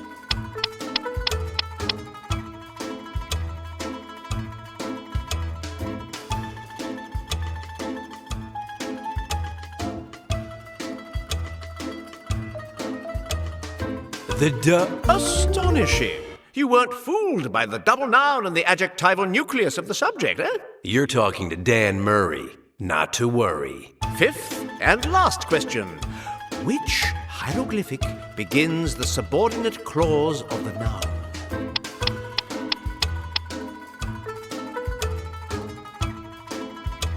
The snake. Exam passed. How did you do it? By paying attention, said Dan. The answer in all cases was the hieroglyphic, in the same position in both the tablet and in the phrases that appeared for me to choose from. What phrases? Forget it. My life is more complicated than it looks. So let's get on with this book of stiffs. Oh, yes, of course. Take this. Oh, these bugs are disgusting. Couldn't you come up with anything worse for me? It is the key that opens the door to the chamber that holds the book of the dead. Good. I'll just have to find the courage. That is in.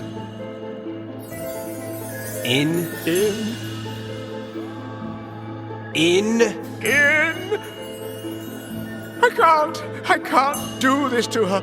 I love her. Nothing worse than a love-sick oracle. Give it back to me. Take a seat and wait. Where's the book? I'll never tell you. Never. I can't help you to do her in. My light, my joy. How many millennia have I loved her for? Not 4, not 7, not 8, not 12, not 1, not 13, not... Have fun.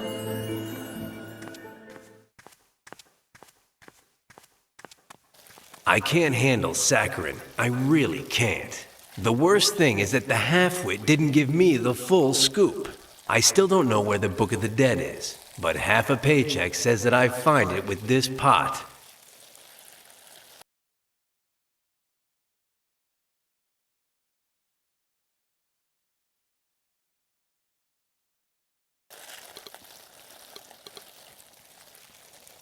Now that I think about it, the ones in the pond are all males, and mine is a female.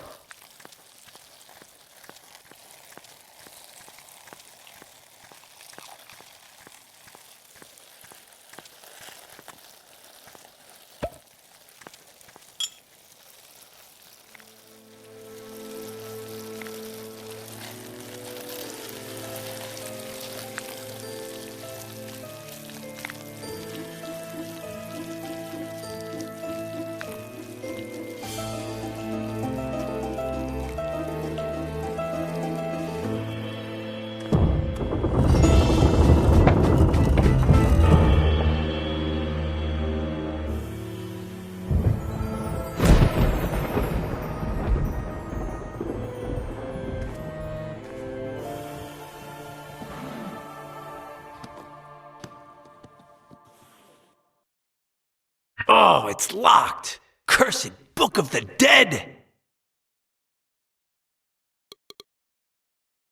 Both have a star. Do they fit together? Touchdown! And now? Don't you dare! You'll end up feeling sorry for me, and then I'll have to destroy you. Do I look like my name is Sister Daniela? No. Let's get on with it then. Which one of these 5 passages is it? 3-legged creature, black eye, grocery bag. Silly fool! You're waking up the dead! It's to make it more exciting, dear. Hourglass, girl in profile, sick bird. You're going to get us all sent to hell, Amenophes! What's bothering you is that you'll be first. 3 crude slash marks. Anachronistic slot machine. Oh, please! Take pity on me, Amenophes! Oh, it just doesn't pay to be a good person. Darling, hand over the pendant and go on your merry way.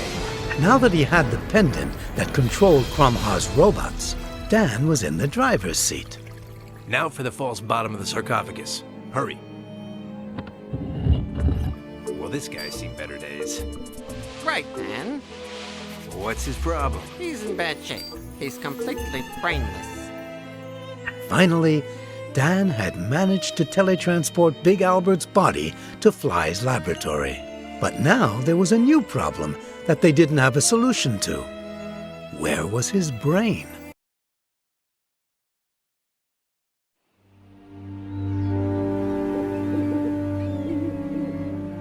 No, Dr. Celsius. For the moment, let's leave Murray out of this. But he's been in contact with Fly. Without the brain, Fly can't reanimate Big Albert. And neither can you. You find that body, Doctor, or you will never see the brain again. But... Dr. Celsius, you may go now. Sit down, Miss Alea. Dinner will be served shortly. I've already had a bite. In the meantime, make yourself at home. People don't kidnap me in my home. Oh, you're not kidnapped, my dear. Yes, yes, yes. Extremely kidnapped. No, let's not argue. Within an hour, you'll see things exactly as I do. Until then, I'll start by getting rid of you, sir. Then I'll rescue Big Albert's brain. And then I'll get out of here. Without saying goodbye. Liz, as always, was sincere and direct.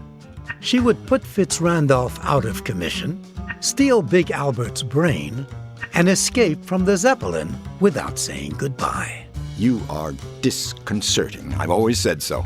But allow me to remind you that my skin is as thick as an alligator's. No, I can't bite you or knock you over the head. I'm sorry to disappoint you. Oh, don't worry. I'll figure something else out. Within an hour, what will happen? Excuse me? Dr. Celsius. The pain will pass within an hour. William A. Fitzrandolph. Within an hour, you'll see things exactly as I do. I don't know what you're talking about. Me neither, but I'll find out. What do you want from me? You always seem to know what I'm about to say. And now, can't you guess? To get to know me better. I'm trying to do that, but that's not my main reason. To give me a refrigerator with a capacity for 978 books? Nothing is farther from my mind, believe me. To kill me? No, never. I hold you in great esteem. For me to interview you? Well, for that, I'd only have to call your newspaper. For me to be your biographer? Disconcerting. Interested? I'll pay you well. You'll get to hobnob with the creme de la creme and, No, you don't want me to do this. Because you don't want to look like a pig in your own biography. Of course not. In that case, forget it. I never lie. Well, within an hour, you won't have to lie. I could care less what you want from me. You, your things, your ego. Let's talk.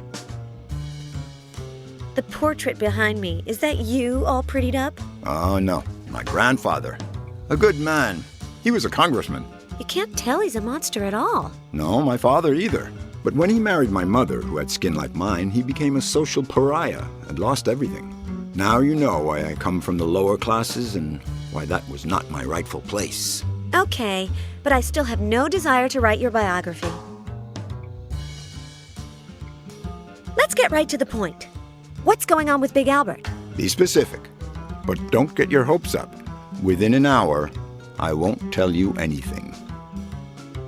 Does Big Albert have anything to do with MKO's new direction? Any monster worth his salt has something to do with the new direction. And now, you as well. What are you planning to do with Big Albert's brain? Don't worry about him. When we find his body and reanimate him, Big Albert will be better than ever. What does Dan Murray have to do with all this? Very little, I hope. He's a good man, and it wouldn't be fair to make him suffer. What is MKO's new direction? We're dropping horror flicks. From now on, family pictures, children's films, romantic comedies, musicals. There's something else. What is it? Patience, miss. Tomorrow, you'll find out. You and everyone else. What was Big Albert looking for in your office? I'll tell you what he found.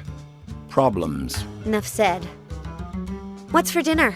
I don't know, but if you want something special, tell me, and I'll tell the chef to prepare it. Filthy, inside and out. Picked at random. The Mayflower, a story of courage, community, and war.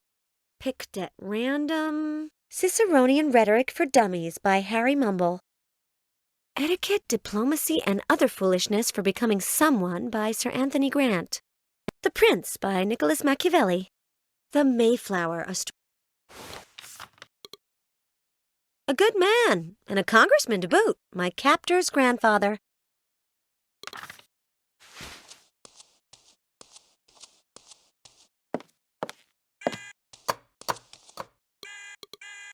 Very bad. This should be next to the emergency exit. If I grab it, I would be taking it for granted that I'm planning on falling. And although tripping over things is fun, I'm not in the mood for that today. On second thought, I don't feel like being coherent. Where does this lead?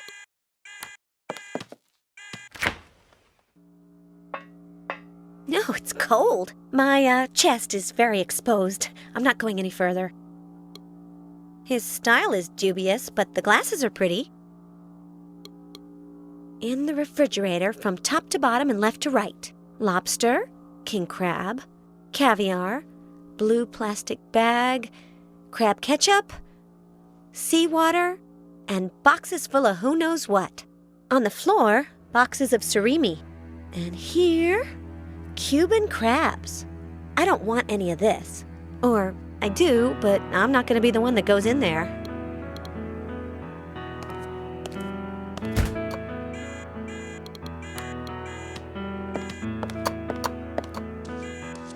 Heyo, Adrian. How do you know my name? I don't know. Is your name Adrian? Yes. Well, good. No need for introductions then. But I still don't know your name. I'm Liz. If you guess, I'll give you a kiss. I wouldn't be able to guess it in a million years. Ah, the kisses I still have yet to give. What are you making? Buns? Deconstruction art, molecular cooking. They look like buns. They are breaded cacao sponges with an alginic acid with fresh fennel extract. Oh, how nice. They look like buns. The bubbling texturization of the content is enhanced by the subtle roundness that it gets from the mold. What do you think? They look like buns to me. With the syringe, I imbue the mixture with fresh fennel extract, which explodes in pearls upon contact with the palate. I like you. Know why? Because of the hat. Oh, I'm wearing it because I'm the chef of the Zeppelin. I like it. It's ridiculous. It looks terrible on you, but it makes me laugh. Thanks. If you're the chef, why are you in the hallway? Because I don't get along with the rest of the kitchen staff. They don't enjoy gastronomic arts, and they don't consider themselves to be artists and put their soul into what they do. They are dehumanizing the kitchen. Adrian the chef. Brief bio and interests. I'm the chef. I like cooking. Love it, cooking. I make up recipes. Anything that doesn't have anything to do with cooking? Variety is the spice of life. Thanks. No, nothing. Well, I am afraid of the cold. The cold? The cold. Of the cold. Of the cold. Of the cold, said Liz. And at that very instant, she decided to help Adrian overcome his terrible phobia. What happens when you have to take something out of the freezer? I try to avoid it. But if Mr. Fitzrandolph asks me for something frozen, I go in, I grab it, and I get out in a hurry. I'm a lousy cook. Can you give me a simple recipe? Of course. What do you want to learn how to cook? Something sweet. Very sweet. Terrine of sugus in syrup rolled in crushed pop rocks, glazed with pulverized M&Ms, and served on a bed of stewed Twizzlers, only with a doctor's prescription. Something very expensive for Anne-Marie, my smart sister. Expensive? No, I'm sorry. I do seasonal dishes. Cheap. Very cheap. Something that's 100% cholesterol. Spanish-style potato omelet stuffed with octopus and brie coated in foie gras puree and deep-fried in salami oil. A Spanish tapas as an appetizer, although it works better in a sandwich. Nothing. Aya! Aya! The paring knife, the carving knife, the bread knife, the pâté knife. I don't recognize it. And the label on top looks like the scrawl of someone in a hurry. Looks like the scrawl of someone in a hurry.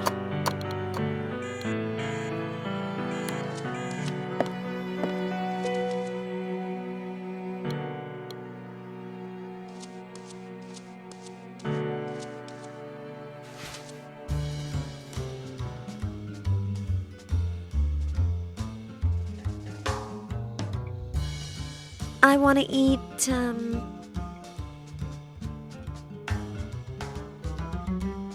Alaskan king crab sautéed with lobster tails, Cuban crab, cod liver oil, Schlingwursten sauce, sturgeon eggs from the prairies, and testicles from an evil duck. Adrian? Mr. Fitzrandolph? Alaskan king crab sautéed with lobster tails, Cuban crab, cod liver oil, Schlingwursten sauce, sturgeon eggs from the prairies, and testicles from an evil duck. Pronto. And wouldn't you prefer a deconstruction of sushi with violet blossom fritters I said pronto, Adrian. I hear you.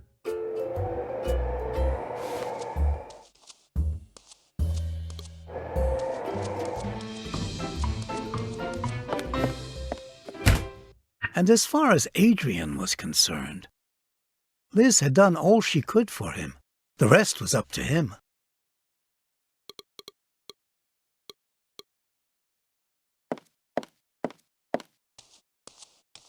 I'd be crazy to pick that up. Liz, you are. Very.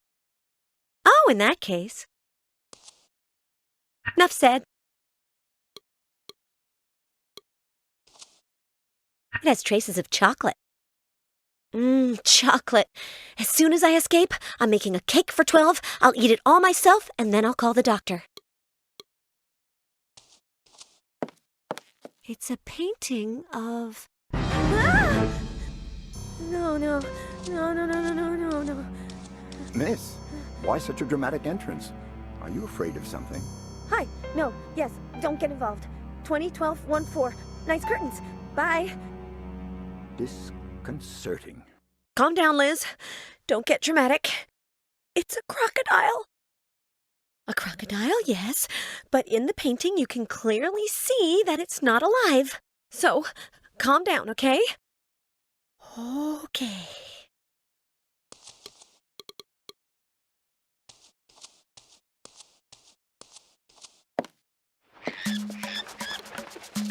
This monster was in Perverse Breath too, but I can't remember his name, and I interviewed him once.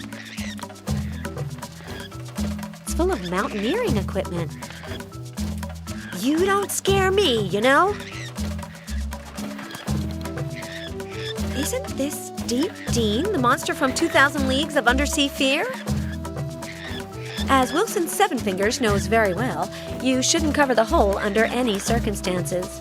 What a nag! 3 that use bullets and 1 that doesn't.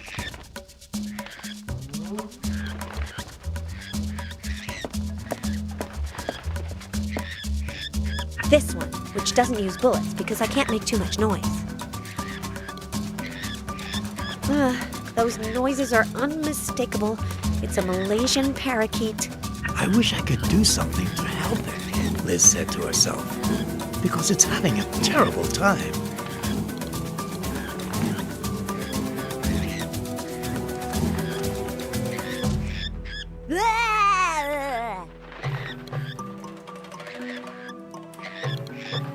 It has tranquilizer darts stuck in it.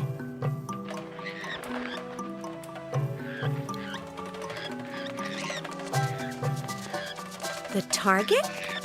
This box is better.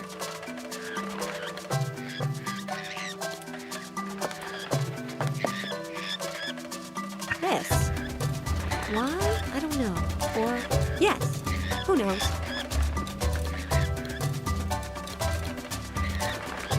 Precisely. It's a pistol for tranquilizer darts.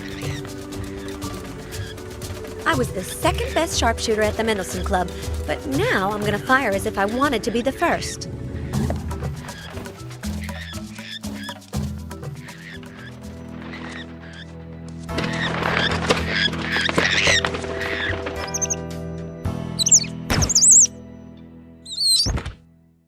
And that's how Liz calmed down the dangerous Malaysian parakeet.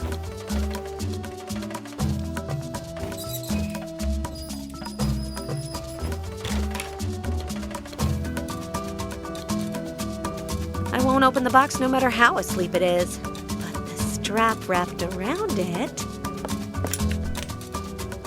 Mine. Okay, I'll extract the liquid from a pair of darts. I'm so good at scheming.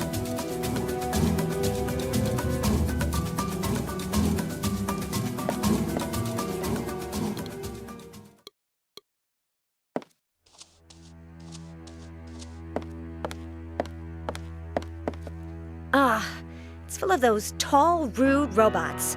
Better not go in.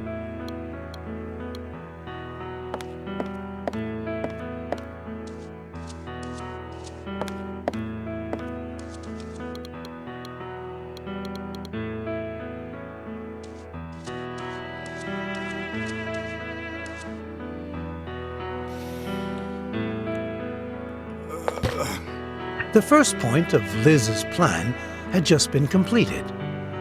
Would she manage to steal the brain and escape? A speech about MKO's new direction. Looks like he's gonna give it tomorrow. I'll have a good look at it later, when I escape.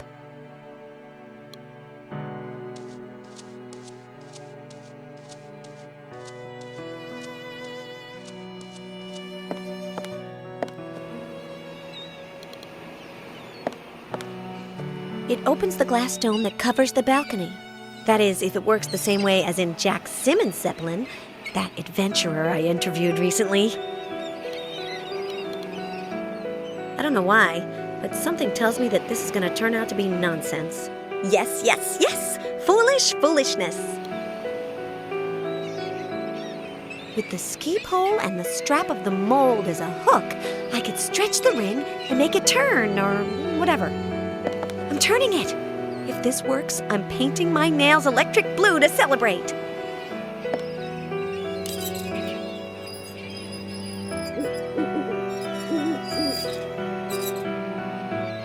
And now...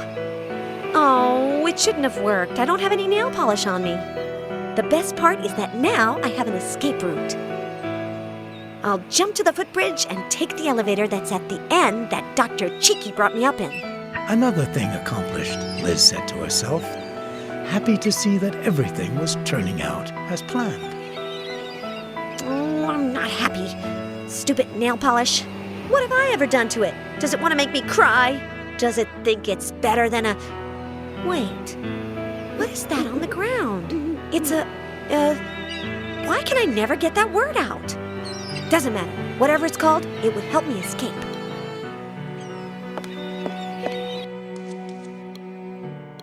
The time has come to open the refrigerator.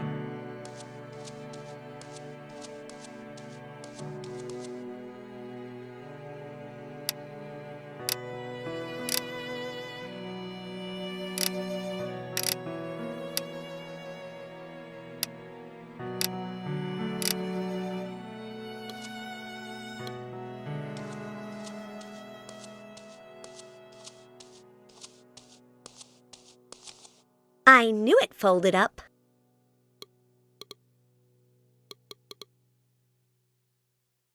I've decided that I'm not going to find the combination to open it, so I'll have to improvise a plan B.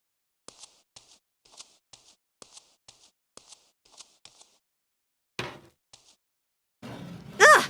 It's heavy!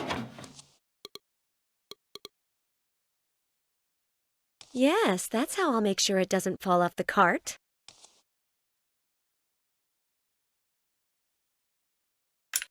There! The belt buckle will work to hook it on. hooked. Yes, yes, yes! The time has arrived to open the refrigerator!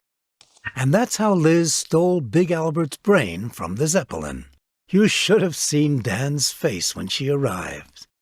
Well, I left something out, didn't I? Oh well, my apologies. This head of mine.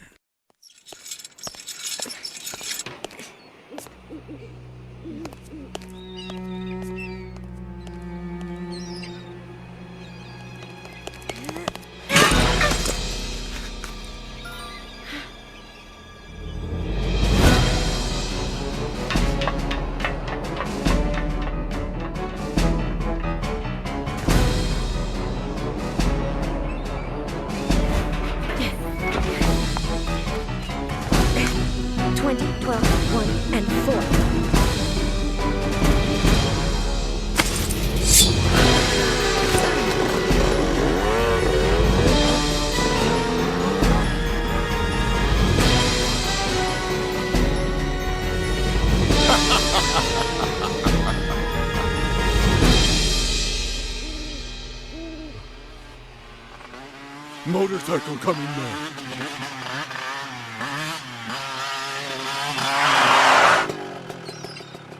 Huh?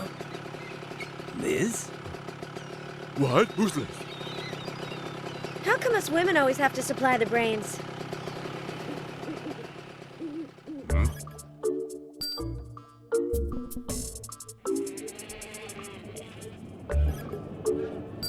Murray! Murray! Murray!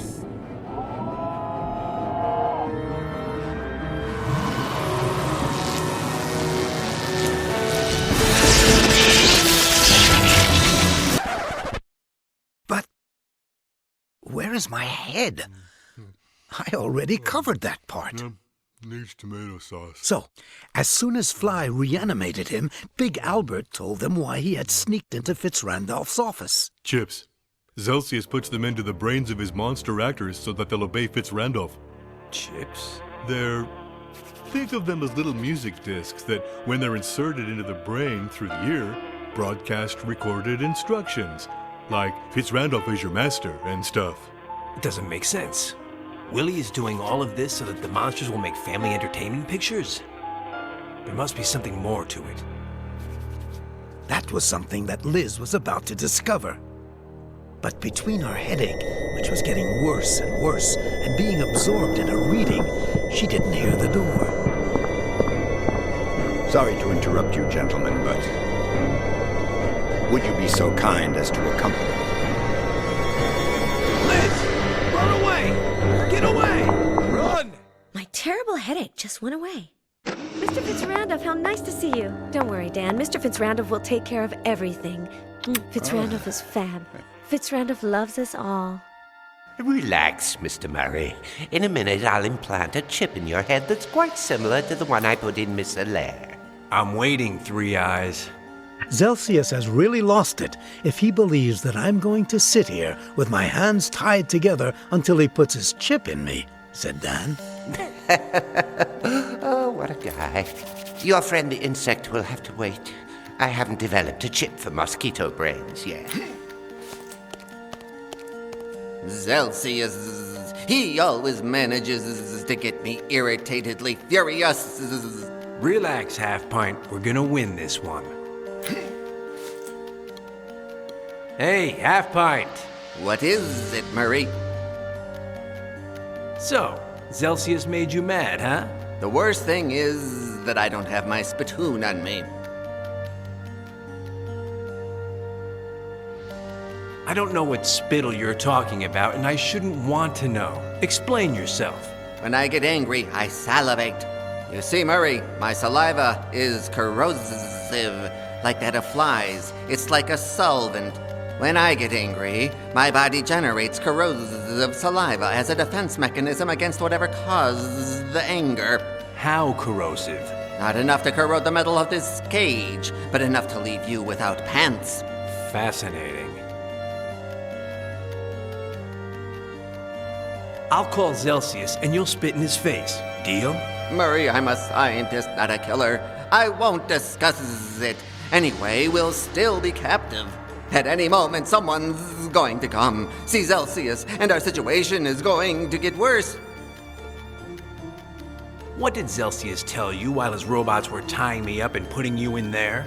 The chip manufacturing process, where they're lodged in the brain, how they work. Oh, poor Celsius. Poor? Murray, the big problem of scientists like Celsius is that they can't publish their achievements in scientific journals. So they have to kidnap colleagues like me to share their advances with someone who understands what they're talking about. Do you think you could take Liz's chip out? Possibly. It would be risky, but I trust that I could take it out of her brain cleanly. Why is he preparing my chip and not yours? Because each monster needs a different model. You non-monsters, on the other hand, are so alike, he'll put one in you that's identical to the one Liz has. Do you have good aim spitting, Half Pint? I'm the second best spitter in the Pendleton Club. Spit for me. What a guy. How could I spit on you? Take good aim. I want your corrosive spittle to eat away the strap on my left hand. But that's recklessly risky. What if I miss? Don't worry about me. I still have the right one to break your face. Go for it. Know something? Something's wrong when I feel the need to ask an eminent scientist if he knows the differences between the words hand and foot. I'm sorry, Murray, but you're very far away. My feet are tied and... Okay, one goal. It doesn't go down any lower? Bingo. Hey, Half Pint. What is it, Murray? Try spitting on me again. Okay, I'll try from here. Oh, no, I can't. Oh, what's wrong now? I'm out of saliva, Murray. My mouth is terribly dry.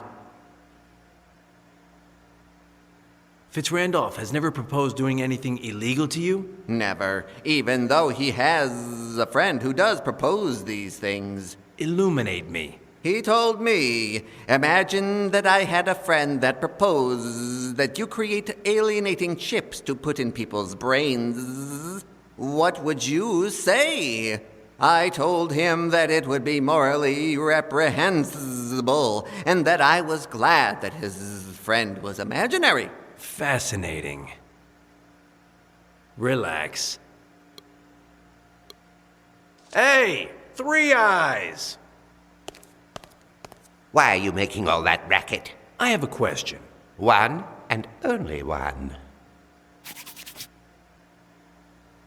Do you know that the Half Pint wants to play you for a sucker? What? He says you're such an imbecile that he's going to escape right out from under your nose without you noticing. Oh, yes? And he can't be completely mistaken because he's lowered the cage and you haven't noticed. Oh, disgusting insect! He's not going to want to try that again.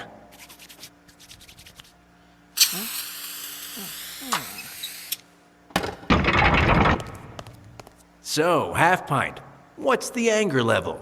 Overflowingly high. Drool level? Highly overflowing. Do me a favor, don't miss. And without further ado, Dan was finally free.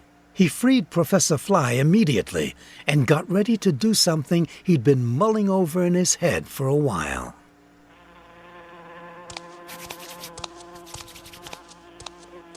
Hey, Three Eyes! Dr. Celsius, Mr. Fitzrandolph says that... Ayo, Professor. Have they convinced you yet? Yes. Murray! We have a visitor, shouted Fly. Dan welcomed the visitor with his usual grace, meaning that he immediately tied her up. Then Fly demonstrated his scientific ability by cleanly extracting the chip from Liz's brain. Uh-oh. Uh-oh, what? It broke. A little piece is still lodged in her brain and I can't get it out. So, what do we do now?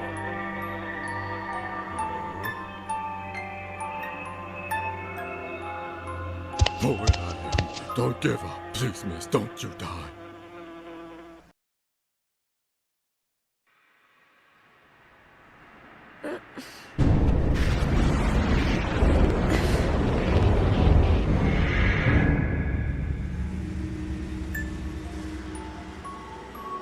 Ayo, poet.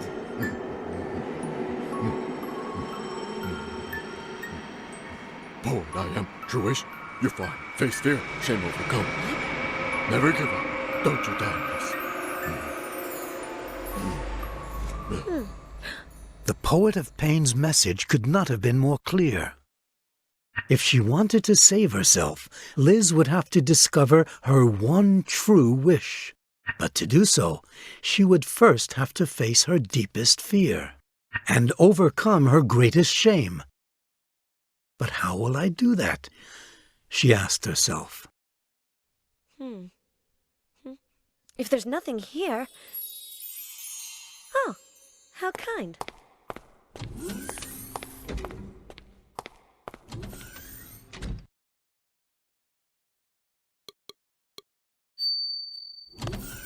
But that's me. Now I have gone completely crazy.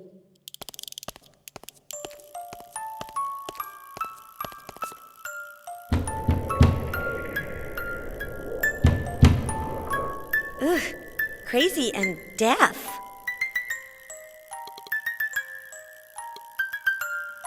Let's see. This notebook looks familiar. Ah! I just remembered something. I caught Big Albert snooping around Fitzrandolph's office. Yes, yes, yes!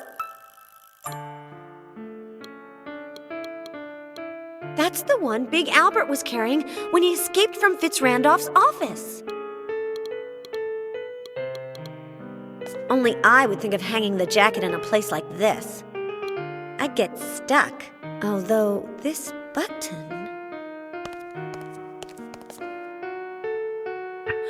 I just remembered something. Fitzrandolph lied. The new direction of the MKO is hiding something bigger. Yes, yes, yes! The speech that I'm reading on the other side is really a message that he wants to send to the entire country announcing the start of his campaign for Congress. He's putting alienating chips into anyone that opposes him. And he's making the monsters act in family films so that instead of fear, they give him the positive image with the public that he needs to win the election.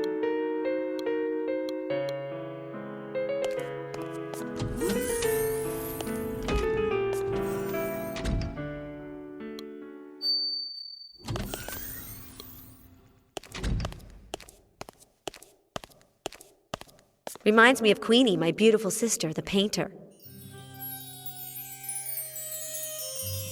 Ayo, Queenie! 5 paintings, little sister. Get it? What? Stop being thick and help me out. 5 paintings. 5 blasted paintings. For tomorrow. Are you having an exhibit? If I make it. But I'm dry, Lizzie. I don't know what in tarnation to paint. But me? You paint so much better than I do. Take that story somewhere else. I need ideas. Okay, about what? I have no idea. Which? Scenes, Lizzie. Megalithic scenes. Amazing. To take my breath away. Get it? Yes, yes, yes. You know what? In the last few days, a ton of megalithic, amazing, breathtaking things have happened to me. I don't need tons, just 5. Shoot. I'll tell you. No, I won't tell you. How can that be? Right now, I can't remember anything. Nothing? Nothing. Lizzie, don't give up. Use your noggin. Get it? Okay, I'll try to remember 5 scenes to inspire you, said Liz. When did you get back from Paris? Never. When in tarnation did you get back? Where?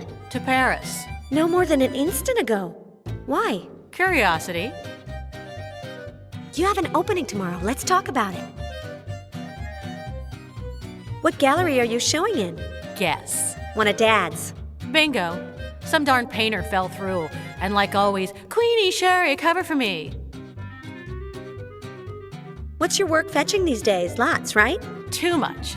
If a painting has the flame-proof red Q that I use to sign all my paintings, it triples in price. That's absurd. Take Chartres. Is there anything more impressive than the Chartres Cathedral? Nothing. And who in tarnation signed that? Let's leave your show aside for now. Yeah, talk about our family. 3 names of babysitters from our childhood. Time? Emily, Roberta, and Anouk. No, none of these is the name I'm looking for, but thanks. Have you heard anything from Anne-Marie? Can it, Lizzie? I don't want to know anything about your sister. And yours. Don't get started. I didn't choose her. Have you talked to Mom lately? Yeah. I told her I was going to tattoo a Q on my forehead, and she screamed, Jean-Michel, did you hear your daughter? For God's sake, she's an LR. She's an LR. Same as always. Let's not talk about family. Hiya. Hiya. Art books and painting supplies. 100% Queenie.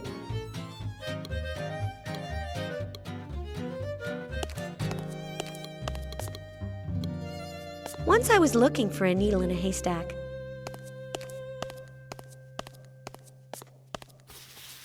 I like for things to work out on the second try. The guy in the photo is Queenie's official boyfriend. He's crazy. I like him.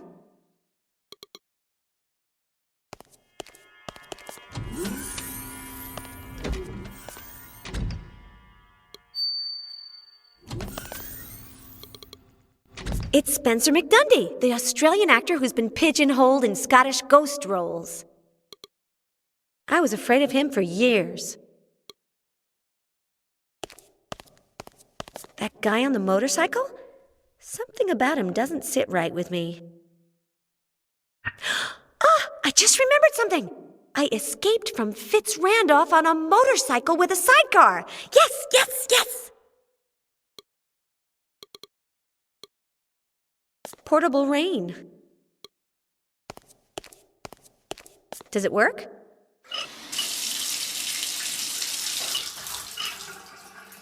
It works. Right then, I'll take it with me. I'm perfectly clean, but you never know.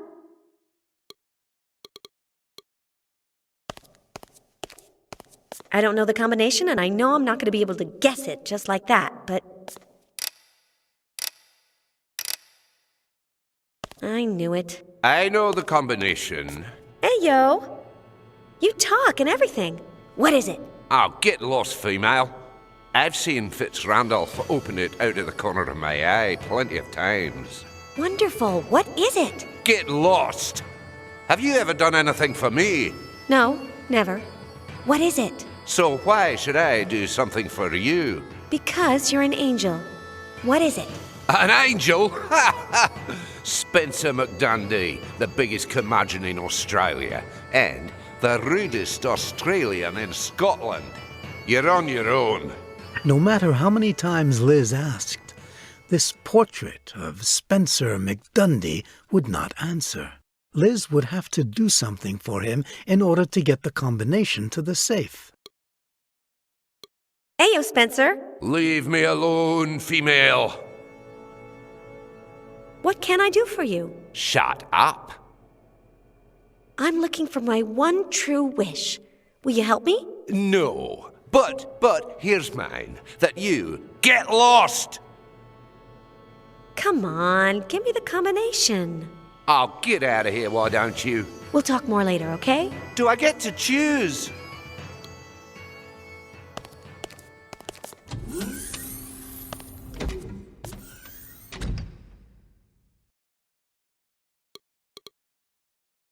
I hated Miss Harrington's sewing class, but now I'm glad.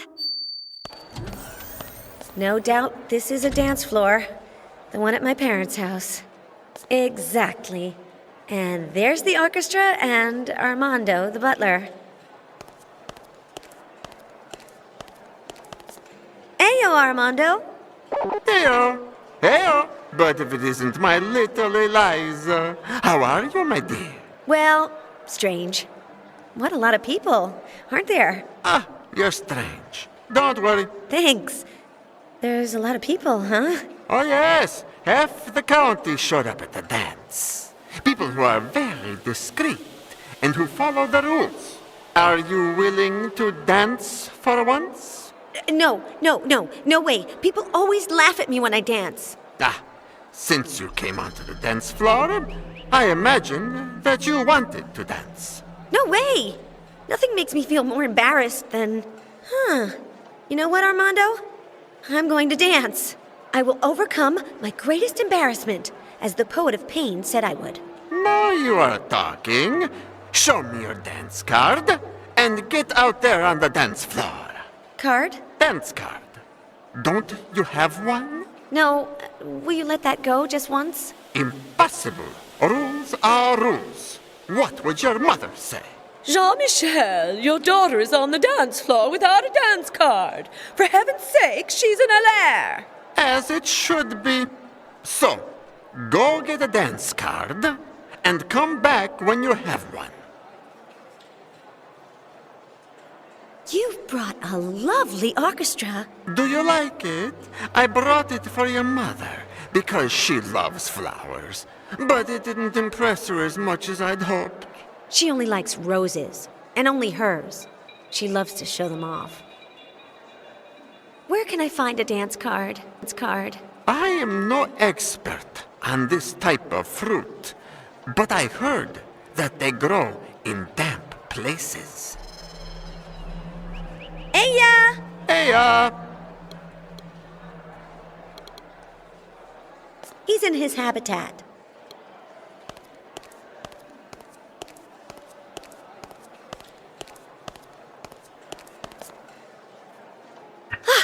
I just remembered something. I scared an enormous polar bear in Fitzrandolph Zeppelin. Yes!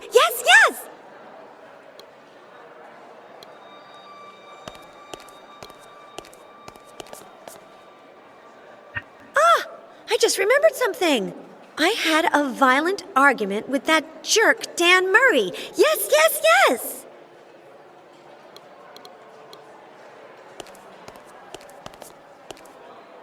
It reminds me of someone, but in juicer form.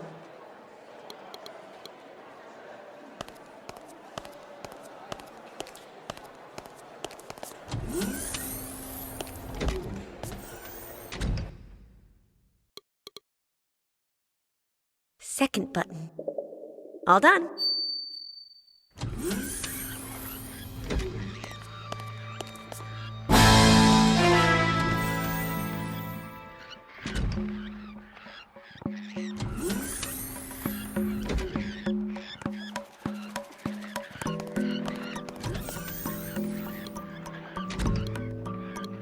That's scary. Cards of all types grow on it. The fruit is too green.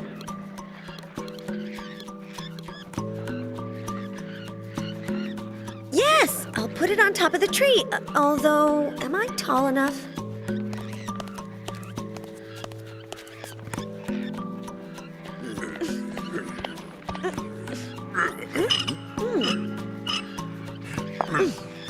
Thanks. I love wearing high heels.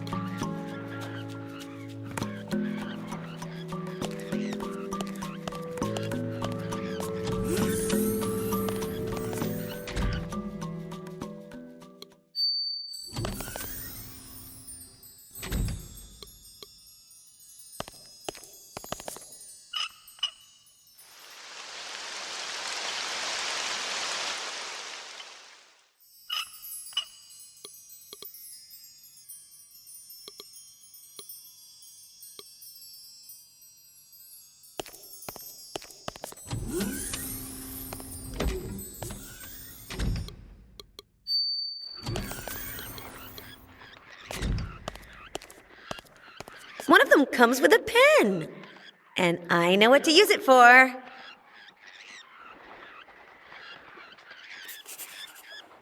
A dance card. And the first one already belongs to someone. Care to dance? Eliza, dancing the tango with you would be enchanting. But unfortunately, the orchestra doesn't know how to play tangos. Eh? How did you know that? No idea. It just happens to me sometimes. Desconcerting.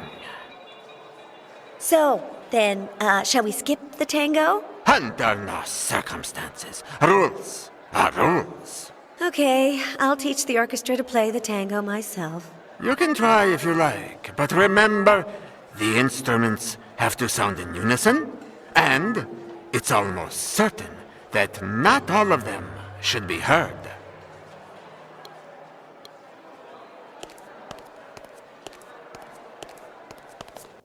Let's see, which instrument goes first? That's good, but remember that you can ask this instrument to stop whenever you want.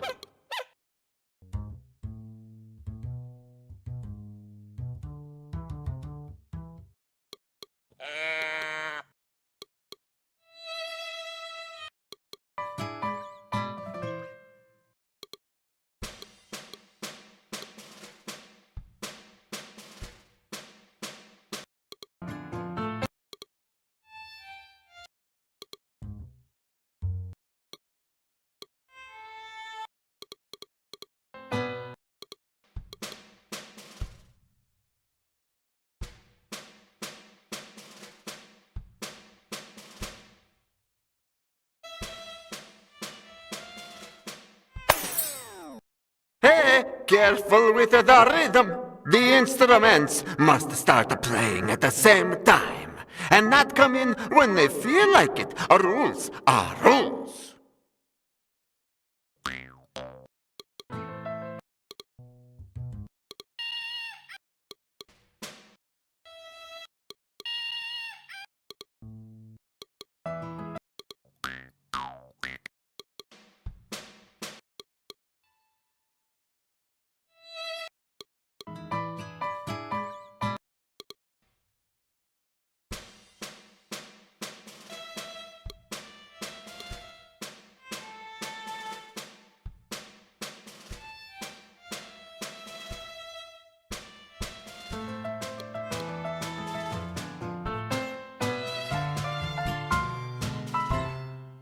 Hey, now that sounds like a tango.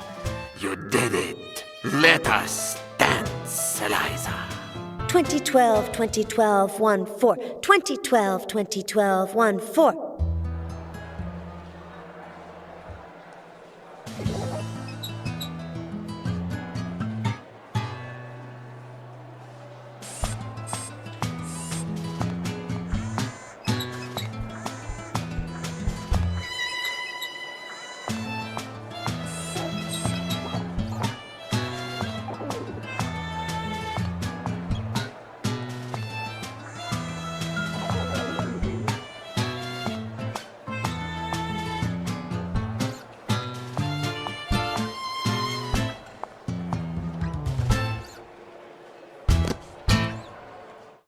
Liz, by mustering the courage, overcame her greatest embarrassment and danced in front of the many guests in the room, getting something in exchange.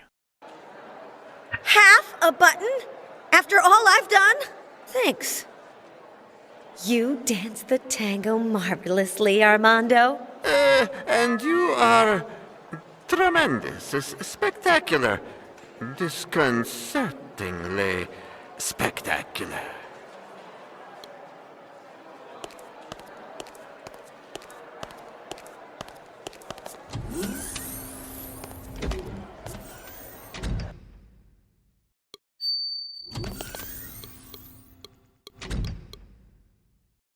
Ah, here's a scene that I remembered earlier.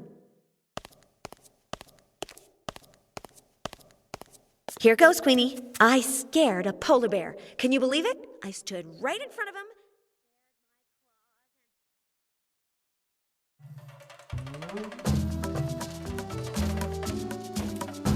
I like it, but, don't I look a little strange? You are strange, sister. Very strange. I'm gonna keep thinking. Get it? Ah, here's a scene that I remembered earlier. Here goes, Queenie. I escaped from a Zeppelin on a motorcycle. I started it up on the first try.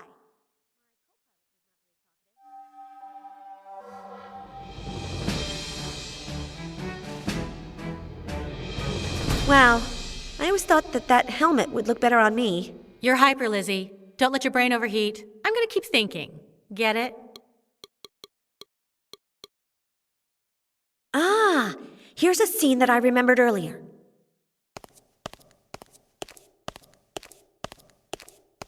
Here goes, Queenie. I caught Big Albert, the most intelligent man in the world, in the act of snooping in the...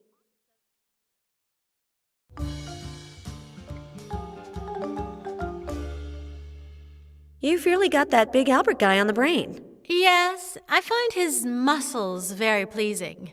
You have no idea how much. I'm gonna keep thinking. Get it?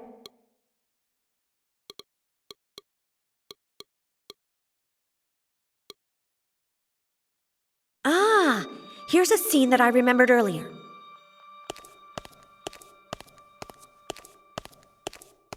Here goes, Queenie. Fitzrandolph Mansion, Horror Film Awards ceremony. Sitting in a falcon spirit, a jerk known as Dan Murray goes up against the...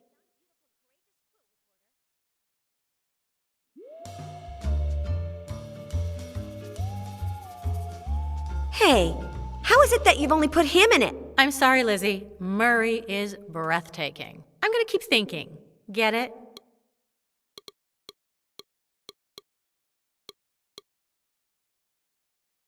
Ah, here's a scene that I remembered earlier.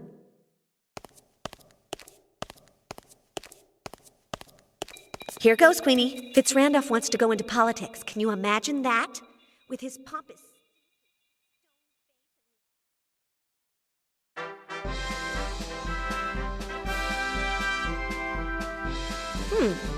Do you really think he'll go around dressed like that? But Lizzie, it's artistic license. Thanks to Liz, Queenie had made 5 lovely paintings. What's the problem? I've run out of flameproof red. I always sign my name in flameproof red.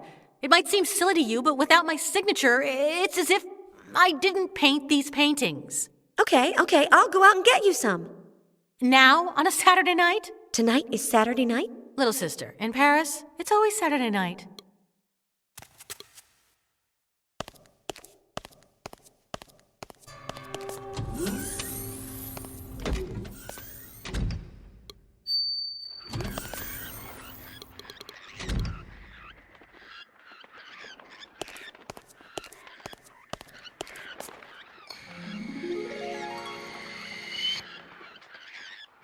It's a very unusual shade of red.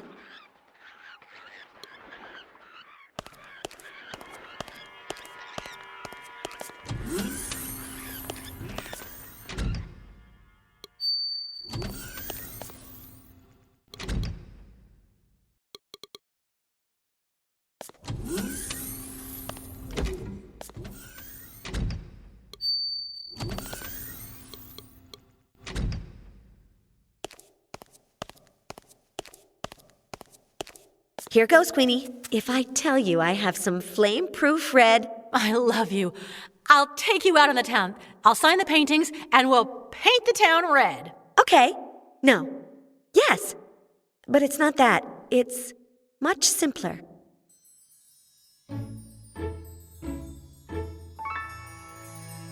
Does it do anything for you? Yeah, I like it a lot. Hiya, Lizzie. Let me know if you need anything else, all right? Okay, thanks. Yeah.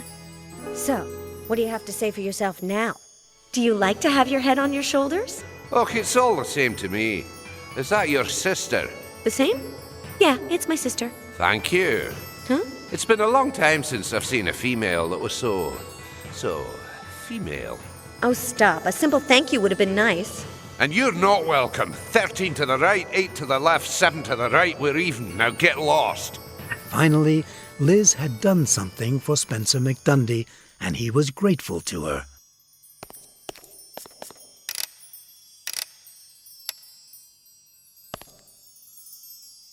I've gotten my courage back, and I should be happy, but... what's Queenie got that I don't got?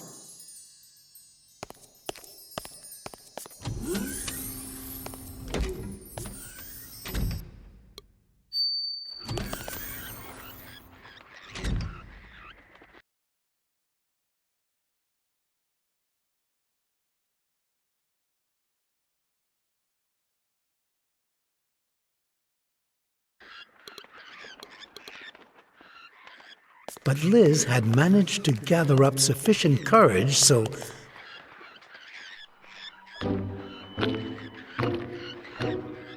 Finally, she confronted her worst fear and came out alive. What's more, inside the crocodile's mouth, she found half a button. But didn't I have the other half?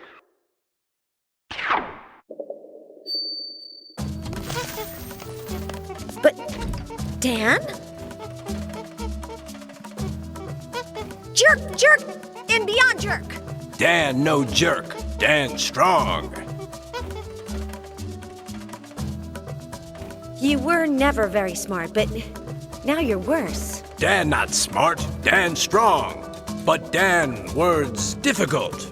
Dan no wish. Wait. You can't be my one true wish. Dan strong. Dan one true wish. Finally, Liz had found her one true wish in the flesh, in the person she least expected to find it. No. There's no wish about it. Nothing. Dan strong. This can't be happening to me. Liz, companion of Dan. This has to be a nightmare. Liz strong. Fight. Combat.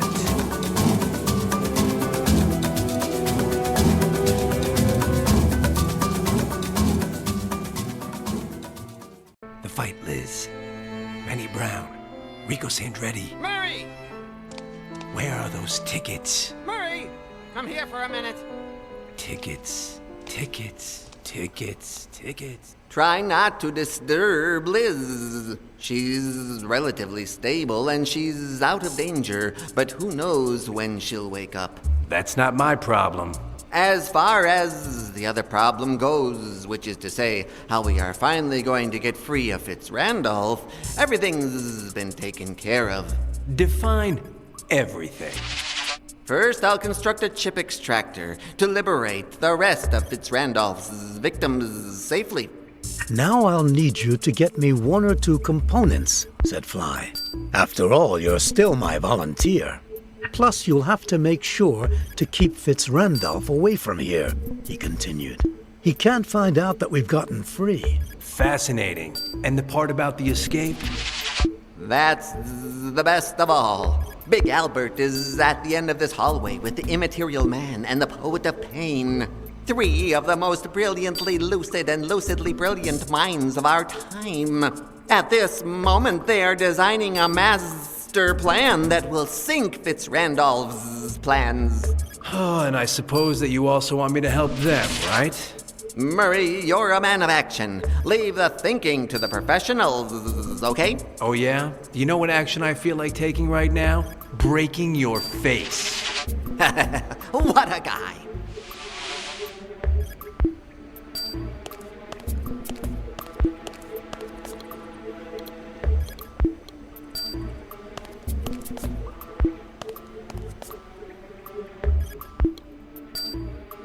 For tea bags.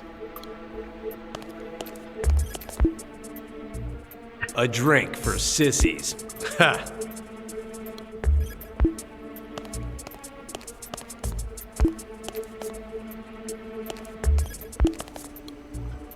Sensitivity in raw form. Peter, what's his name? A scientist of great renown. He uncovered this whole story. I spy. What do you spy? Something. What does it start with? It starts with H. Hurt. Hubris. This conversation is closed to me. I'm a man of action.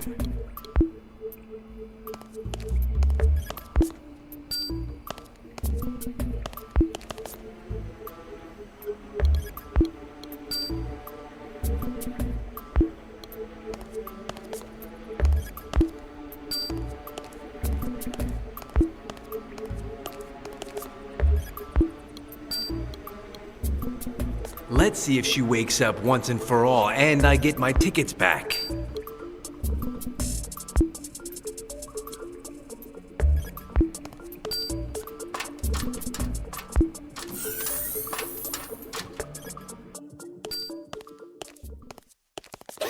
ingenious way to camouflage the entrance to the laboratory. Whatever else Willie may be, he's a guy who knows how to do things right.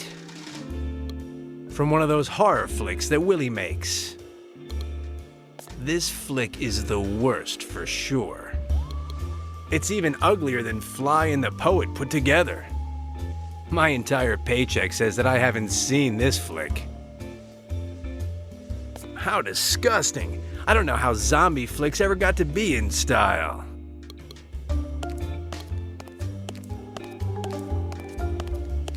The only good thing about movie posters are the girls. I hate the movies.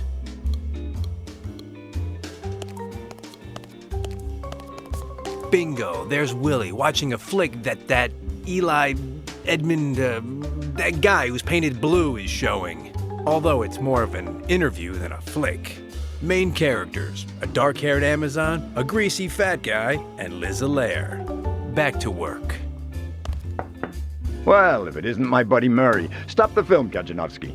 Whatever you say, Mr. Fitzrandolph. Celsius already let you go? How are you? Better than you. Are you sure? Just what I said. Fitzrandolph is fab. That's better. I'm glad to have you on my side. Good for you. Fitzrandolph loves us all. What a guy. Wit and style in spite of everything. Working? I'm just finishing watching a short advertisement that we just filmed. As soon as I'm done, I'll stop by Celsius Laboratory and see how everything is going down there.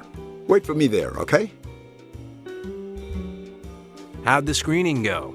Smooth sailing. The film transmits exactly what it should transmit. What's the film you're watching? Tomorrow, you'll find out, Murray. You don't trust me? Fitzrandolph is fab. Of course I trust you, but later when I finish watching it, come by my office and I'll tell you. Is it a deal? Deal. Don't go down to the laboratory because...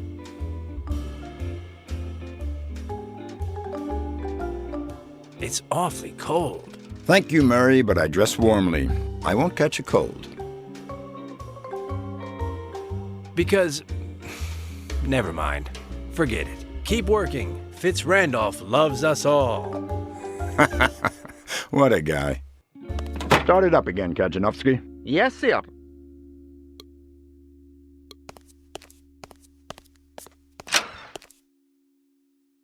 A bonbon? Dan Murray to the rescue. Honey, I'm Dan Murray, and you are... Get out of here, imbecile. Don't you know who I am? No idea. I'm Eva Murte, the Queen of the Scream, and this is the Grim Reaper. The two actors the most hated by anyone with a modicum of ethical sense. Good for you. Dear, this imbecile doesn't know who we are. I'm sleepy. You kill him. I wish.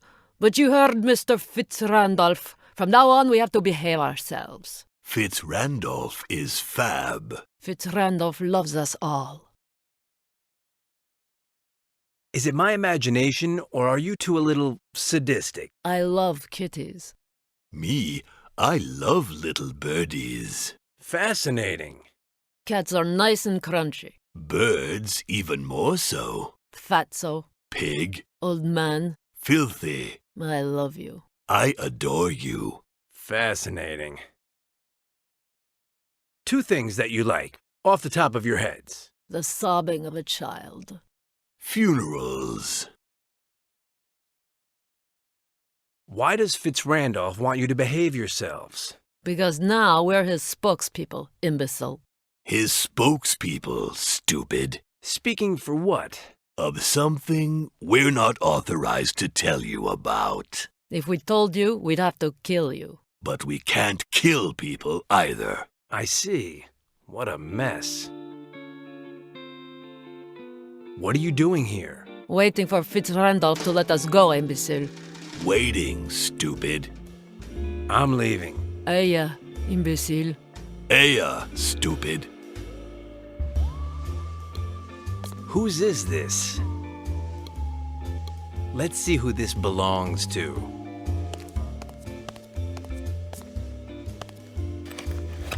Mystery solved. Liz Allaire's press pass. That's it. But I'm curious about this. Although I hardly know you, I know you'll be an important person in my life. And signed by Zelsius. Is that pig trying to hook up with Liz? I'll show him. But then, why do I care? It's not as if I were interested in that half-wit. Let's see what else. And that's how everything ended up for Dan Murray. He found the tickets that he wanted so much, he went home, he had a nice siesta on the sofa, and counted the minutes until Friday night.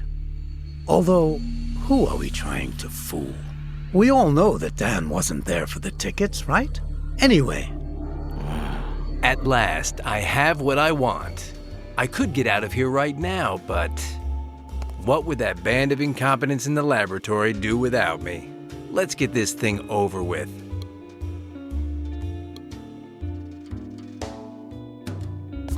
There's something sitting on it. A letter and 3 numbers. Who knows?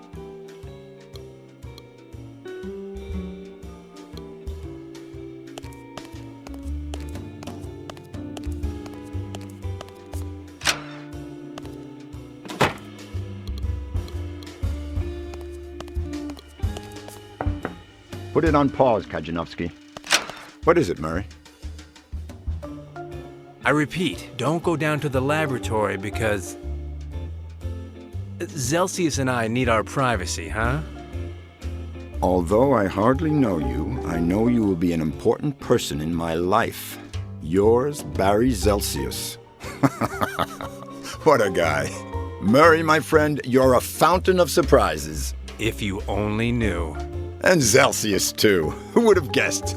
Anyhow, I won't mess up your plans. I'll cancel my visit to the laboratory and I'll leave you two alone. Deal? Deal. I hope that Willie keeps his mouth shut, because that lie could do a lot of damage to my reputation, thought Dan. Because I have too many girlfriends who would be more than a little surprised. But anyway, in exchange, I get the tickets and Willie's word that he won't go into the laboratory. Start it up again, Kajanovsky. Yes, sir.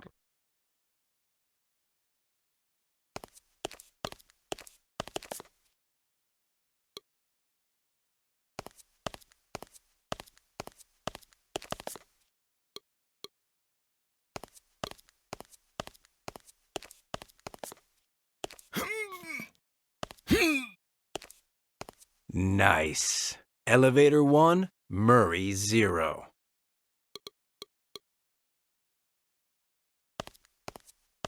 I'll dial the 4 digits from the note. Elevator 2, Murray 4. Great comeback. Game over.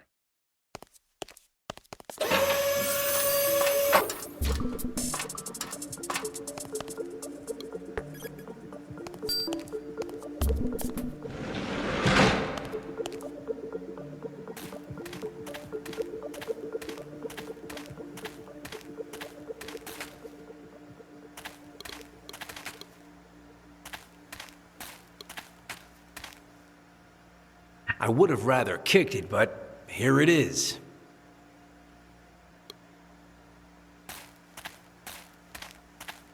Smells like gunpowder. This leads to someplace far away from the studios for sure.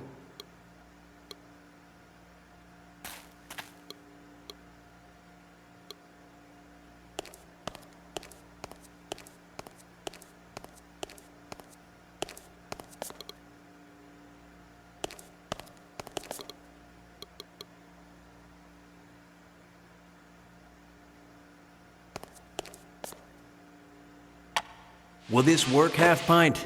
Hey! The thing in the center is one of the glass things that Zelsius uses to charge the chips. There are no two ways about it. I'll finish what I'm doing and then I'll take it apart.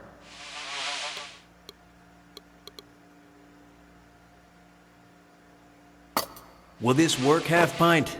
Oh, of course it will. Why didn't I think of that before? In all these components, there's sure to be something similar to a chip. Murray, with this, I have everything I need to build a reliably safe chip extractor. Let me work for a bit and I'll have it in no time.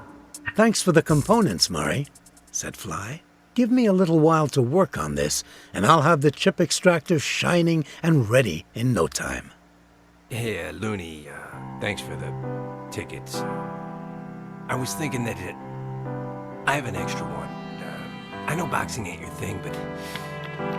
So anyway, get better, okay? You've gotta be strong, Liz. Strong, just like a rock. Dan Strong. Liz, companion Dan. Liz, strong. Liz, break it.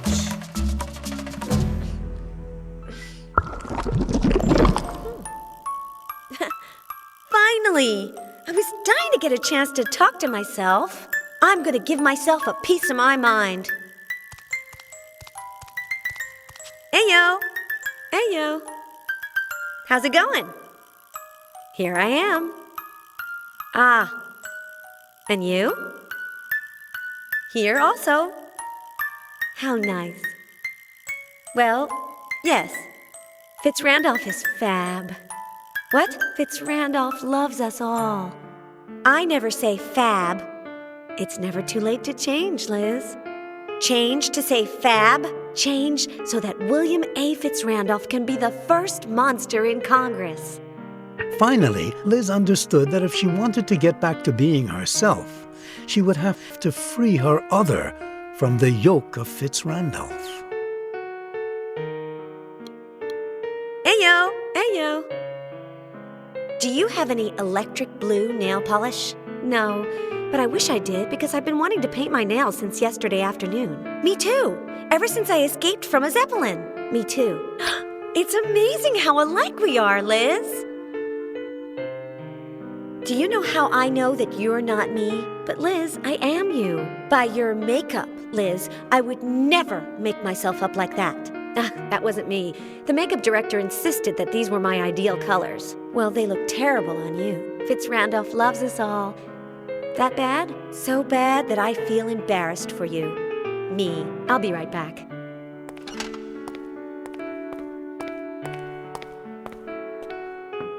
Nora, are you there? What a pain.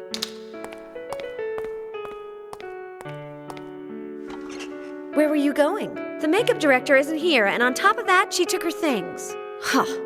Now what? That's what I say. Fitz Randolph is fab. I have to tell you something about Fitz Randolph. Fitz Randolph has brainwashed you, and I'm grateful to him. It's important to keep these things clean. Fitz Randolph is fab. You escaped from his Zeppelin, don't you remember? Of course I remember. But I was mistaken then. Fitz Randolph loves us all. He's a friend of Dan Murray, that jerk. No, of that jerk? Yes, Liz, of that jerk. That can't be. I don't believe it, Liz. Let's drop Fitz Randolph. I will always follow him. Fitz Randolph is fab. Eya, Liz. Eya, Liz. It looks like Liz's. Where did I get it? The girl in the dressing room gave it to me. She said it looked good on me. Ayo! Ayo! Has the makeup person come back? Wait here for me.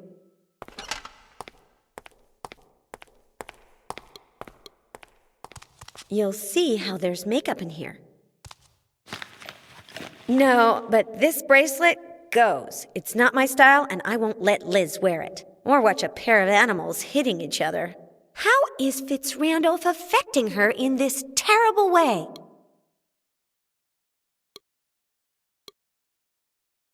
By now, it'll be all melted.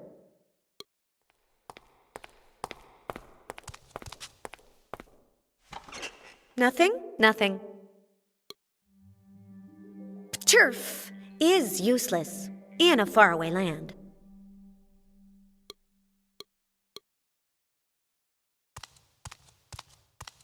Let's see. A clamp. and a magnet. Pros. Better to have these two things than not. Cons. And why do I want them?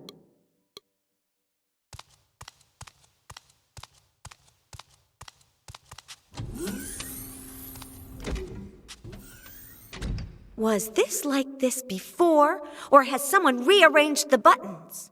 Are they trying to make me cry? Well, if it isn't Anne-Marie! Although Liz still didn't know it, Anne-Marie's help was absolutely essential.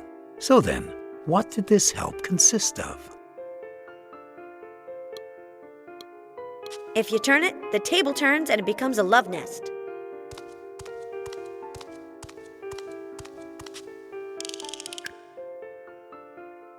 Ah, no, I was mistaken. If you turn it, it comes off. How simple and effective. To Anne-Marie Allaire for her Master in Business from the prestigious Stanford University, California. It's frightening to think that Anne-Marie studied business in California and music in New York simultaneously. She commuted back and forth by plane every day, but that's not the worst part. In the meantime, she took advantage of the experience to earn a flight attendant certificate. To Anne-Marie Allaire for her study of music at the most prestigious school in the country, Juilliard, in New York.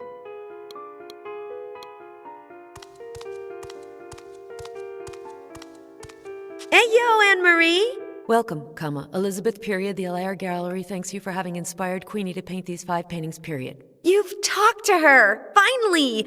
I knew you two would work it out. Incorrect assessment, She sent them to me by messenger with a note, Postscript, : She also attached the voodoo painting in the window, Ah, yes, I saw it when she was starting to paint it. Opening parenthesis. I hope that doesn't affect you too much, ellipsis closing parenthesis. Why would the voodoo painting affect me? Because of what happened when Mom and Dad took us to New Orleans,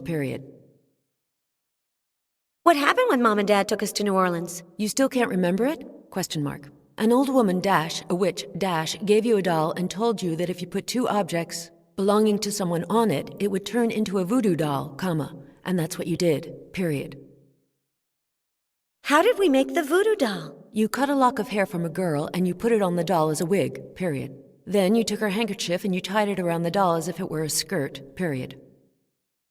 What happened to the girl we made the voodoo doll for? You said that the doll had accidentally fallen into a hole filled with mud, and that under the laws of voodoo, the girl had also fallen, just after that, The girl got very mad and we never saw her again, ellipsis.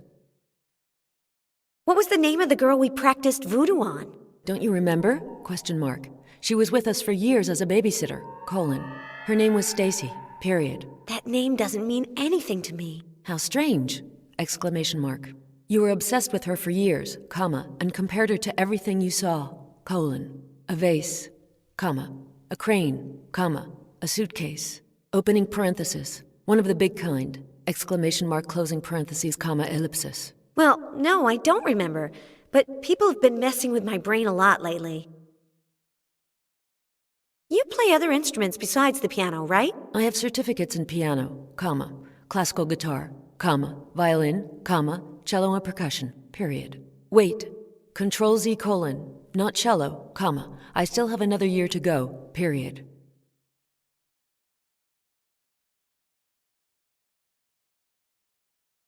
What do you think about all this? That Queenie and you threw Stacy into the well, and that you invented the connection to the doll to avoid getting chewed out, There's no such thing as magic, end of paragraph.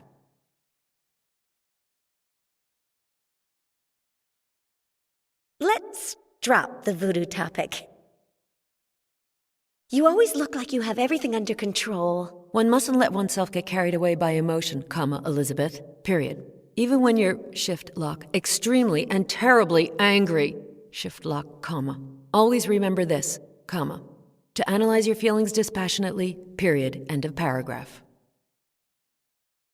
Something very strange happened to me. I spoke to myself. Elizabeth, you're always doing that, Opening parenthesis.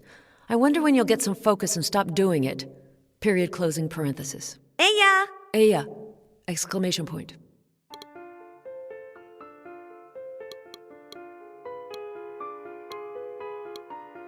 Is this your jacket? A client gave it to me, comma, a boxer, comma, the guy with the tickets, comma, but it's not my style, as you know, period. If you like it, comma, it's yours. I don't like it.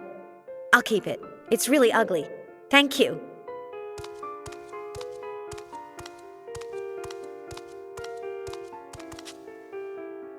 Ugh, you'd have to like sports a lot to wear this.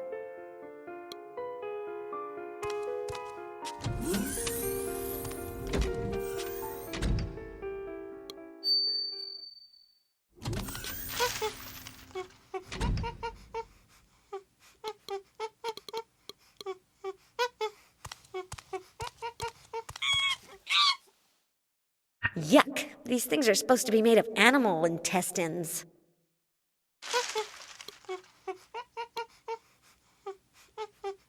Who does he think he is? These creatures like it if you speak to them in their language. Me, Liz. Liz, thank Rock. Dan Strong. Liz, welcome. Dan live alone in jungle? Dan Bachelor Shack. Dan bring women to shack. Liz want go Dan Shack? Liz never first date. Dan not friends? Jungle, many bachelor shacks. Witch doctor, Dan best friend. Witch doctor live far? Witch doctor live close, above Dan head. Witch doctor talk no more. Dan big knife? Dan give to Liz? Liz, no throw knife? Liz, second best markswoman Mendelssohn Club. Dan no club. Dan test Liz.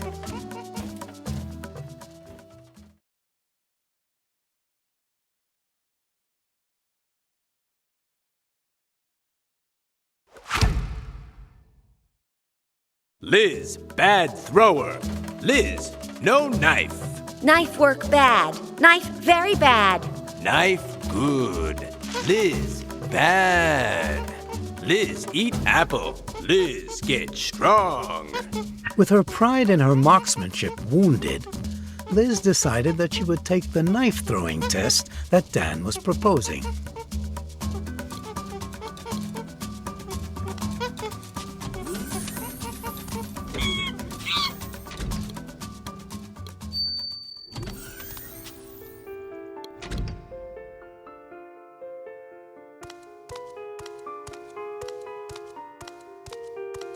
I have a tom-tom. Could you play it for me? Of course, period. Do you have the sheet music? Question mark. No. Elizabeth, comma. I never play without sheet music, period. I never improvise, comma. So, colon, give me the sheet music for the tom-tom, comma, and I will play it for you whenever you like, period.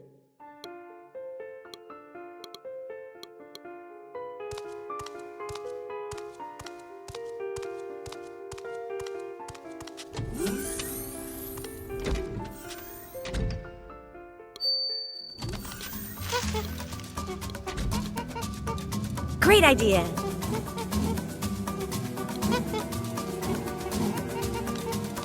Liz, knife test more.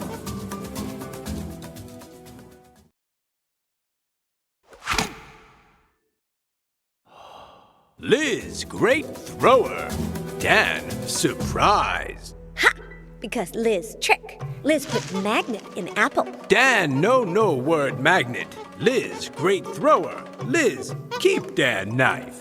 Liz say, Dan, thank you. And so, thanks to her ingenuity and Dan's tiny vocabulary, Liz passed the knife-throwing test. Ayo, Dan.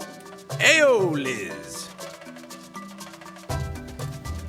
Liz speak about crocodile.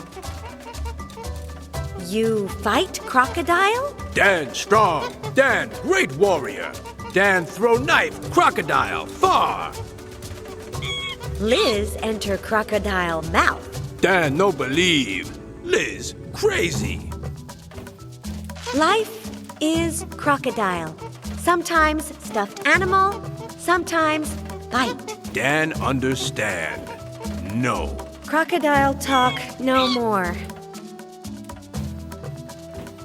Dan, no Fitz Randolph? Dan, no word, fit run down. Here we go again. Hey, yeah, Dan. Hey, Liz. Dan, you play Tom-Tom? Dan Warrior, Dan Strong, Dan No Music. Ayo. Dan no Celsius? Dan no word, Celsius. Dan Jungle, many bat.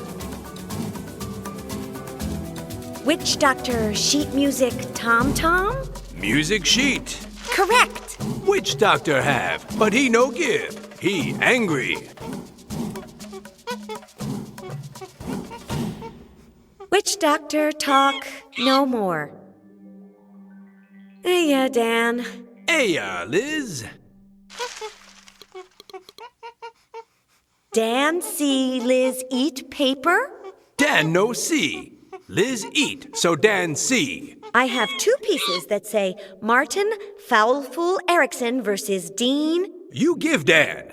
Dan give Witch Doctor friend. Witch Doctor smile. And Witch Doctor give Tom-Tom music to Liz? Yes. Witch Doctor give Dan and Dan give Liz. If Liz give Dan and Dan give Witch Doctor. Liz give.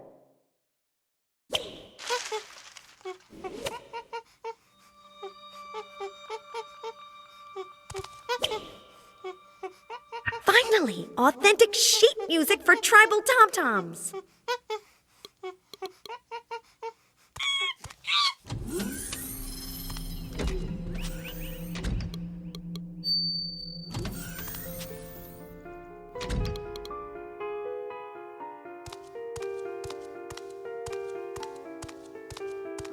I've got the sheet music for the tom-tom. Will you play for me? Of course! Exclamation point.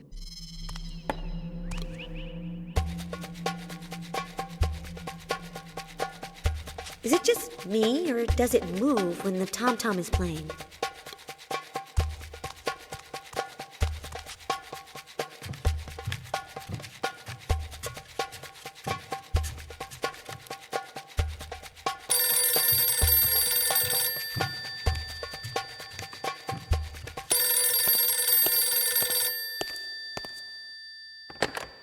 Hello? Question mark. No, comma, I'm not interested in contracting your services, period. I'm telling you that I'm happy with my telephone company, comma, miss, period. I just told you that, shift lock, I'm happy with my telephone company. Goodbye! Exclamation point, shift lock. And that crazy Elizabeth? Question mark. Well, comma, I'm not quitting in the middle of the piece, ellipsis. Best not to tell her I took this, because she'd never believe me. Anne-Marie is playing for me. I can't go now. Thank you! It's a pleasure to hear you play. You're welcome! Exclamation point. Finally, Liz got Anne-Marie's help, but what good would it do her?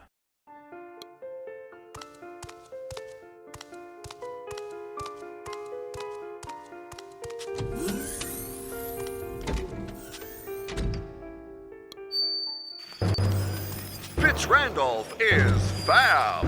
Huh? Fitz Randolph loves us all. Aha! Now I know who's making the other Liz say the silly things she says. I'll show him.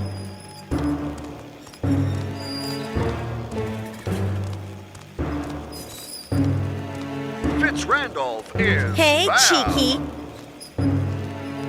Cheeky? That's strange.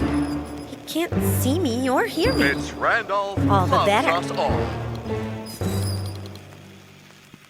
I'm not going to stick it in him, but let's see how he does with a little piece of his apron missing. seems okay. Fitz Randolph is fab. It reminds me of someone. Now it really is a voodoo doll. Yes, yes, yes! Goodbye, Dr. Cheeky. And that was how Liz became herself again, freeing her alter ego from the alienating influence of Fitz Randolph. Let's take a look. Fitz Randolph's not found. Fitz Randolph was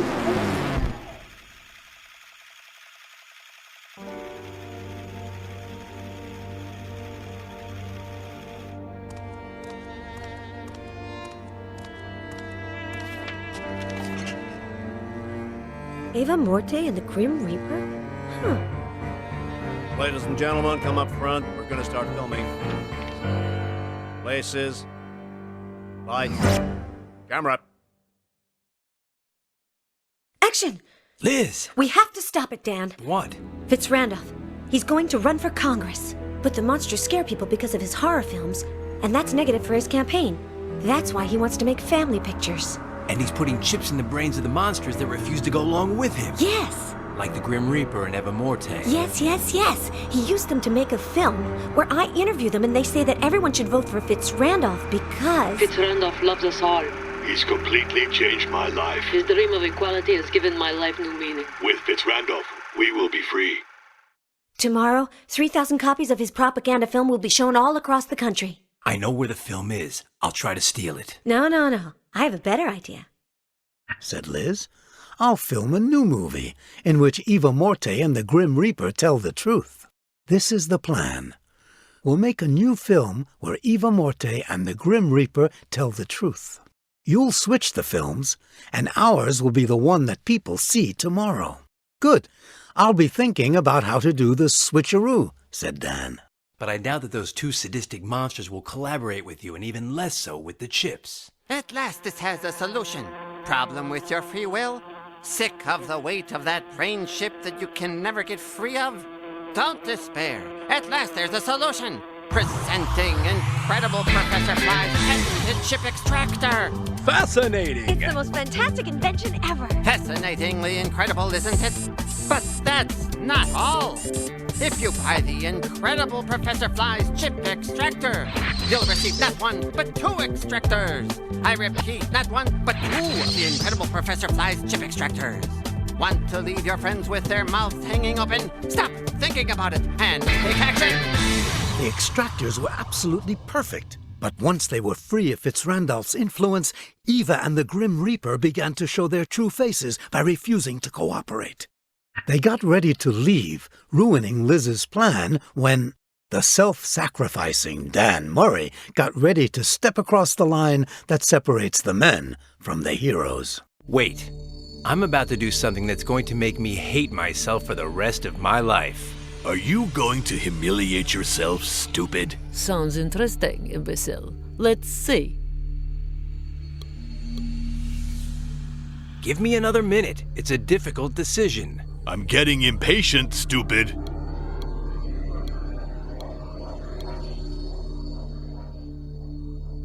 The time has come. Take a deep breath, Murray. Punches, black eyes, broken noses, cracked ribs, gratuitous violence. We're listening, stupid. Go on, imbecile. Manny Brown, Rico Sandretti, Los Angeles Stadium, Friday night. The tickets are yours. And that was how Dan Murray, by denying himself, transcended his nature and made himself into a legend. The idea worked very well. The two actors agreed to collaborate on a new version of the interview in exchange for the tickets, so they went on the set with Liz while Dan thought of how he would replace the new version for Fitz Randolph's copy. Fascinating. Half my paycheck says that what he's carrying is the film and that he's headed for his office. Meanwhile, let's see what Emil has to say. Ernie, Kaidanovsky. Shoot, he's not here. but he did leave the spray gun for cleaning off graffiti that he pointed at me when he was pretending to be a space clown. Closed, of course. This is always the best solution. Go at anything that doesn't work with a club. Although I just remembered my Aunt Peggy, may she rest in peace, always criticizing my healthy and relaxing fits of vandalism. If she could see me now, she'd say, wait, and if she didn't see me? This is for you, Aunt Peggy.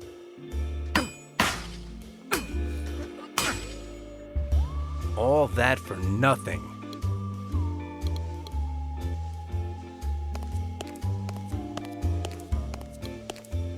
I'd rather go to Willie's office first and see how things are going.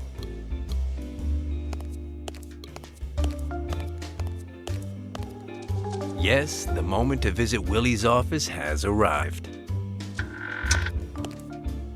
And so, Willie, have you called the people to have it copied? Yes, they'll be here in a little while, and then they'll copy the film ipso facto. Good for you. Now that I'm completely and exclusively at your service, Fitz Randolph is fab. There's something I need you to clear up for me. Why don't you quit smoking? Because I won't.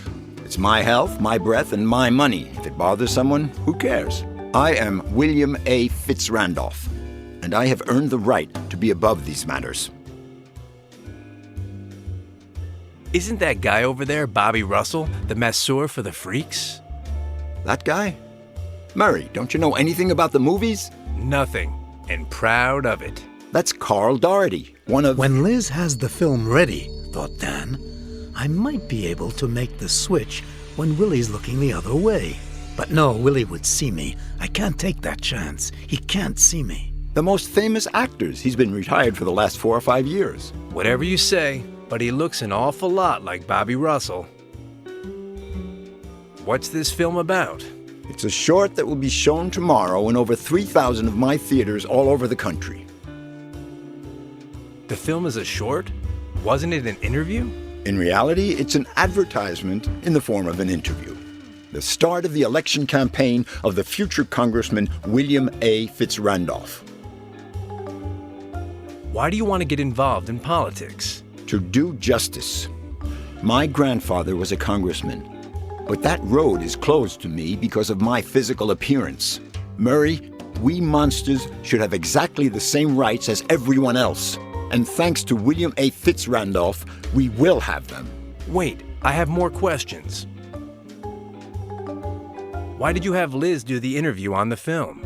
She's intelligent and naive, so she doesn't have any known biases against one ideology or another. Plus, her family is very respected in this state, both by business people because of her father and her sister, the businesswoman, and by more bohemian people because of her other sister, the painter. Why do you include the Lord of the Night and Eva Morte in the recording when everyone hates them? People hate them because of how they are, but I've offered a completely new and different image of them. Sweet, lovable, generous. My message is, if William A. Fitz Randolph was able to change them, he can change anything. Your vision of equality is very good, but some people may think it's ugly to manipulate people. First, no one will ever know.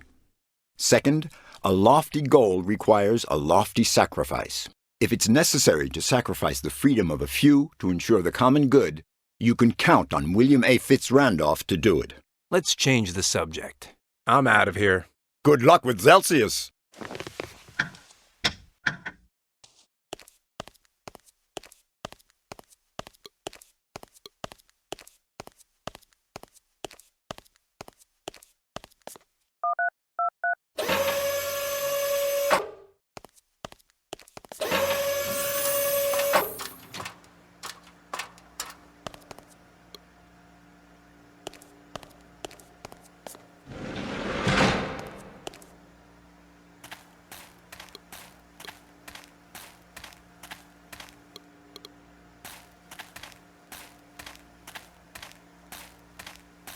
Dan Murray, 7 years old, the gun store of Bill Tuxon, pipe aficionado.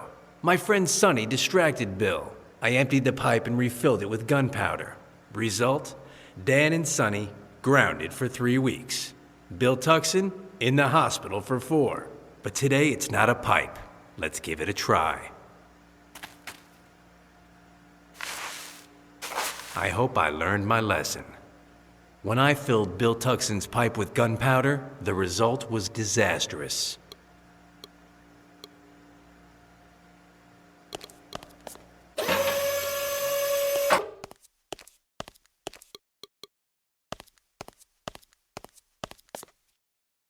That might make sense in a way.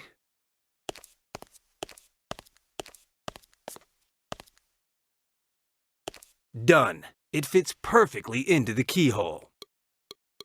There's a tea bag full of gunpowder in the keyhole. They can search me all they want for all I care.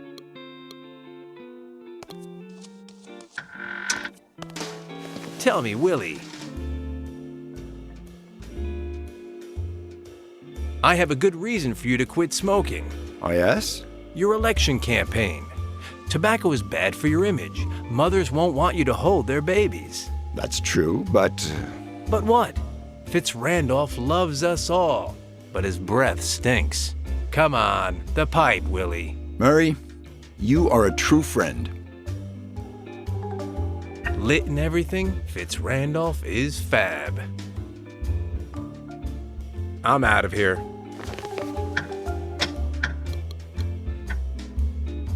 Great idea. I'll light the fuse and run.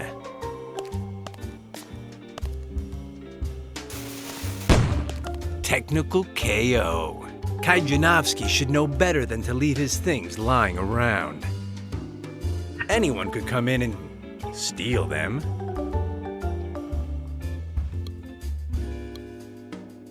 Nope, there's nothing in there that interests me.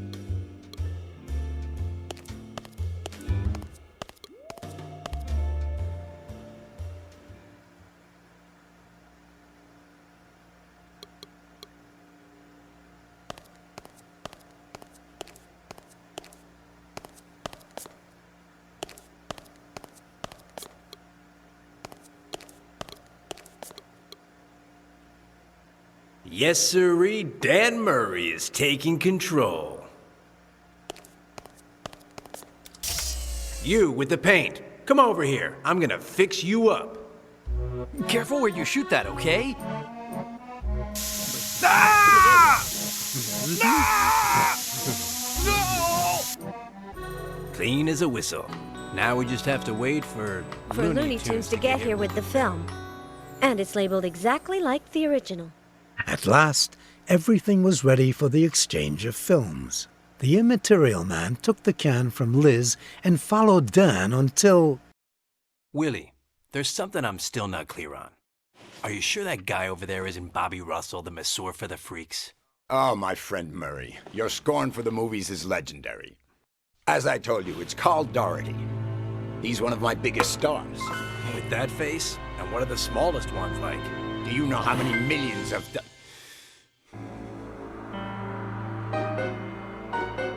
Okay, Willie. Your dog Zelsia still hasn't managed to get his hands on me, so I'm not under your control. What's more, I oppose you, and I'm going to crush your political future.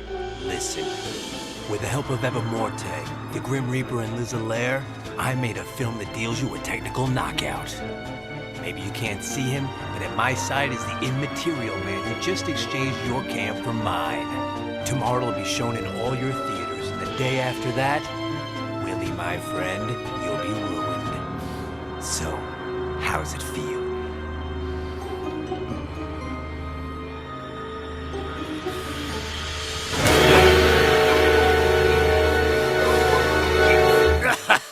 What a guy. You almost had me going there for a minute, kid.